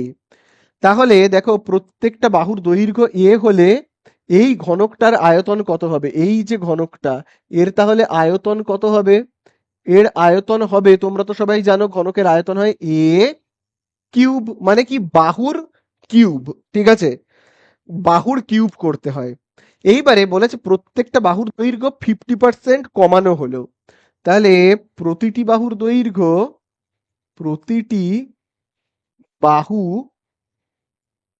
50% কমে গেলে হবে, কমে গেলে 50% কমে গেলে হবে কত হবে তাহলে, দেখো প্রত্যেকটা বাহুর দৈর্ঘ্য এ করে, এবারে কমে যাচ্ছে, তার মানে আমি কি দেবো, বিয়োগ চিহ্ন। কতটা কমছে খুব ভালো করে দেখবে, কতটা কমছে, বাহুটার যা দৈর্ঘ্য তার 50%, বাহুটার যা দৈর্ঘ্য, বাহুর দৈর্ঘ্য কত এ, এই এর 50%, পার্সেন্ট মানে আমি নিচে কি লিখবো 100। বোঝা গেল, তাহলে মূল যে বাহুটার মাপ ছিল এ, সেখান থেকে কমে যাচ্ছে, সেই জন্য আমি বিয়োগ চিহ্ন দিলাম। কতটা কমছে, বাহুর যা মাপ এ তার 50%। তাহলে এবার চলো আমরা কাটাকুটি করি, দেখো 50 50, 50 2 100, তাহলে এখানে আমরা পাচ্ছি কত এ মাইনাস, এখানে এ, আর এখানে দেখো নিচে কত রয়েছে 2, তাহলে বিয়োগ করলে কত হবে, এর নিচে কিছু নেই মানে 1, 1 আর 2 এর লসাগু কত 2, কোনাকুনি গুণ করি, এই যে দেখো 2 আর এ কে আমরা গুণ করলে কত পাবো 2a, এবারে 1 আর এ কে গুণ করলে কত পাবো এ, তাহলে এখানে আমরা পাচ্ছি কত 2a থেকে a বিয়োগ করলে হচ্ছে a। তাহলে আমরা একটা নতুন ঘনক পাবো, আমরা একটা নতুন ঘনক পাবো, যে ঘনকের বাহুগুলো এইটার থেকে অনেকটাই কম, প্রায় 50% কম, এরকম একটা ঘনক পাবো যার প্রত্যেকটা বাহুর দৈর্ঘ্য 50% করে কম, তার মানে প্রত্যেকটা বাহুর দৈর্ঘ্য এবার কত করে হয়ে গেছে বলো, যার মাপ ছিল এ তার 50% কমে গেল, মানে হাফ হয়ে গেল, a/2 হয়ে গেল, তাই না? যে বাহুটার মাপ ছিল এ, সেই বাহুটা এখন 50% কমে গেছে, মানে হাফ হয়ে গেছে, a/2 হয়ে গেছে। তাহলে বলো এইটার আয়তন কত হবে, এইটার আয়তন কত হবে বলো দেখি। আয়তন আমরা কি করে বের করি বলো, যে বাহুটা তার আমরা কিউব করে দিই, তাহলেই হয়ে যায়। কিউব করে দেব। এখানে যেমন বাহু ছিল এ, তার মাথায় কি করেছিলাম? কিউব। তাহলে এখানে বাহুটা দেখো কত রয়েছে, a/2, তার কিউব করে দেবো, তাহলেই আমরা আয়তন পেয়ে যাব। তার কিউব করে দিই, তাহলে কিউব করলে কত হবে? এই কিউবটা একবার এর মাথায় বসবে, একবার 2 এর মাথায় বসবে, 2 এর কিউব করলে হবে 8। ঠিক আছে, তাহলে এইটার আয়তন কত? এইটার আয়তন বলো। এইটার আয়তন হলো এ কিউব। এর ভেতরে কতটা জায়গা রয়েছে? এ কিউব। এইটার আয়তন কত? এইটার আয়তন হলো, এই যে আমরা পেলাম, এই যে এইটার আয়তন হলো A cube by 8। A cube by 8। ঠিক আছে, তাহলে অ্যান্সারে জানতে চেয়েছে যে মূল ঘনক, এটা মূল ঘনক প্রথমে যেটা ছিল, এখন চেঞ্জ হয়ে এরকম হয়ে গেছে, তাহলে এটাকে আমরা কি বলবো? পরিবর্তিত ঘনক। মূল ঘনক ও পরিবর্তিত ঘনকের কি জানতে চেয়েছে? আয়তনের অনুপাত। তাহলে তোমরা একটু লিখে লিখে করবে, যেহেতু এই অঙ্কগুলোর 2 নম্বর আছে। তাহলে তোমরা লিখবে, কি লিখবে? লিখবে মূল ঘনক, মূল ঘনক ও পরিবর্তিত ঘনকের, ও পরিবর্তিত ঘনকের, ঘনকের কি জানতে চেয়েছে? আয়তনের অনুপাত। আয়তনের অনুপাত। তাহলে বলো আয়তনের অনুপাত কত হবে? এইটার আয়তন কত? এইটার আয়তন হলো এ কিউব। তাহলে দেখো আমি এইখানে লিখছি নিচের লাইনে, তাহলে হবে এ কিউব ইস টু অনুপাত পরিবর্তিত ঘনকের আয়তন কত? এই যে দেখো এ কিউব বাই 8। তাহলে এ দুদিক থেকে কি কি কাটবে? এই যে দেখো এ কিউব কেটে গেল, তাহলে এখানে পড়ে থাকছে 1 ইস টু, এখানে উপরে এ কিউব কেটে গেল মানে 1, নিচে 8। তাহলে এখানে ইস টু থাকলে আমরা কি চিহ্ন দিই? গুণ চিহ্ন দিয়ে এটাকে উল্টে দেব। মানে ইস টু মানে পুরো ভাগের মতো আর কি। ভাগ থাকলে আমরা কি করি? ভাগ থাকলে আমরা গুণ চিহ্ন দিয়ে উল্টে দিই। ইস টু হলেও ঠিক তাই, উল্টে যাবে। তাহলে হবে কত? 8/1। তাহলে এখানে আমরা পাচ্ছি কত? 1 আর 8 গুণ করব, 1 আর 8 গুণ করলে 8 ইস টু নিচে কত রয়েছে? 1। তাহলে এই তো হয়ে গেল আমাদের অ্যান্সার। ঠিক আছে, চলো এই হয়ে গেল আমাদের অ্যান্সার। চলে যাব 10-এর দাগে। তো দেখো এবারে আমরা করব 10-এর দাগেরটা। তো দেখো 10-এর দাগের অঙ্কে বলে দিয়েছে সাইন, তারপরে দেখবে লেখা রয়েছে 2x মাইনাস 30 ডিগ্রি, তারপরে দেখবে লেখা রয়েছে কজ, এখানে তারপরে দেখবে লেখা রয়েছে 2y প্লাস 30 ডিগ্রি। ঠিক আছে তো? তাহলে দেখো এখানে অ্যান্সারে জানতে চেয়েছে টেন এক্স প্লাস ওয়াই এর মান কত। তাহলে দেখো কিভাবে আমরা করব, খুব ভালো করে কিন্তু অঙ্কটা দেখবে। প্রথমে এটা যা আছে দেখে দেখে টুকবো। কি লেখা রয়েছে? সাইন 2x মাইনাস কত ডিগ্রি? 30 ডিগ্রি। এইবারে দেখো এখানে দেখো লেখা রয়েছে কজ।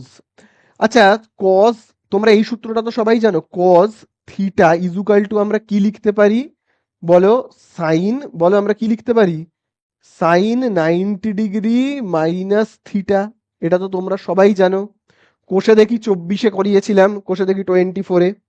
তাহলে কোনো জায়গায় কস থিটা থাকলে আমরা এইভাবে লিখতে পারি তো, সাইন 90 ডিগ্রি মাইনাস থিটা, পারি তো? তাহলে সেটাই করব। এখানে দেখো লেখা রয়েছে কজ, এই পুরোটাকে ভেবে নাও থিটা। তাহলে আমরা কি লিখতে পারি? সাইন, তারপরে কি রয়েছে? 90 ডিগ্রি মাইনাস থিটা। থিটার জায়গায় আমি কি লিখবো? এখানে থিটা মানে 2y প্লাস 30 ডিগ্রি। বোঝা গেল? তাহলে দুদিক থেকে কি কি কাটবে? সাইন সাইন কাটবে। তাহলে পড়ে কি থাকছে?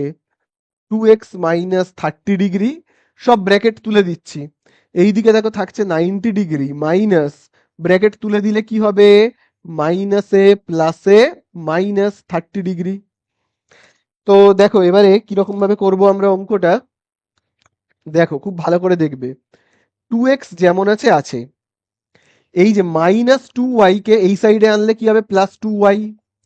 আর এই দিকে দেখো কি রয়েছে? 90। তারপরে দেখো কি রয়েছে? -30 ডিগ্রি। এবার -30 ডিগ্রি এই দিকে গেলে +30 ডিগ্রি। ঠিক আছে, কেটে দিই, -30 +30। তাহলে কমন যাবে এখান থেকে 2। তাহলে এখান থেকে 2 কমন গেলে থাকবে এক্স প্লাস, এখান থেকে 2 কমন গেলে ওয়াই। 90 ডিগ্রি, তাহলে 2টা রয়েছে গুণ, এই সাইডে চলে গেলে ভাগ। তাহলে আমরা কি করব, 90/2 লিখবো। তাহলে 90/2 মানে কত, 45। তাহলে আমরা X plus Y equal to কত পেলাম, 45। বোঝা গেল? কিন্তু আমার কাছে জানতে চেয়েছে কি, tan এক্স প্লাস ওয়াই এর মান কত, তাই তো? তাহলে আমার কাছে জানতে চেয়েছে tan এক্স প্লাস ওয়াই এর মান কত, এগুলোকে আমি তাহলে মুছে দিই। তাহলে দেখো tan, আমার কাছে জানতে চেয়েছে tan এক্স প্লাস ওয়াই এর মান কত। তাহলে আমি দেখো লিখবো tan এক্স প্লাস ওয়াই এর জায়গায় কি লিখবো, এই দেখো এক্স প্লাস ওয়াই মানে 45, তাহলে আমি লিখবো 45 ডিগ্রি। তাহলে tan 45 এর মান 1। ঠিক আছে, হয়ে গেল, এটাই আমাদের কি অ্যান্সার। বোঝা গেল? চলো এবারে চলে যাব 11 দাগে। তো দেখো এবারে আমরা করব কতর দাগ, 4 দাগের 11। তো দেখো 4 দাগের 11-তে বলে দিয়েছে একটা বৃত্তের ব্যাস এবি। তাহলে চলো আমরা একটা বৃত্তকে বেশ বড় করে এঁকে ফেলি। এই হলো একটা বৃত্ত যার ব্যাস দেখো বলে দিয়েছে এবি। তাহলে এই হলো এ আর এই হলো বি, এবি। তারপরে দেখবে বলে দিয়েছে বৃত্তের এবি এবং পি বৃত্তের ওপর যে কোনো একটা বিন্দু। তাহলে পি আমি একটা বিন্দু নিলাম। এবারে দেখো বলে দিয়েছে পি এ বি 30 ডিগ্রি। তাহলে দেখো পি পি এ বি হলো কত তোমার 30 ডিগ্রি, তাই তো? তাহলে অ্যান্সারে আমার কাছে জানতে চেয়েছে পিবিএ কত। তাহলে এই যে দেখো পিবিএ মানে হলো এই দেখো পিবিএ মানে এই কোণটার মান কত জানতে চেয়েছে। তাহলে একটু আগেই আমি তোমাদেরকে বলেছি যে এই বৃত্তটাকে আমি যদি অর্ধেক করে দিই তাহলে অর্ধবৃত্ত হয়ে গেল, আর অর্ধবৃত্তের এই কোণটাকে আমরা কি বলি, অর্ধবৃত্তস্থ কোণ। অর্ধবৃত্তস্থ কোণ, ঠিক আছে? অর্ধবৃত্তস্থ কোণ কত হয়, 90 ডিগ্রি সমকোণ হয়। অর্ধবৃত্তস্থ কোণ 90 ডিগ্রি সমকোণ হয়।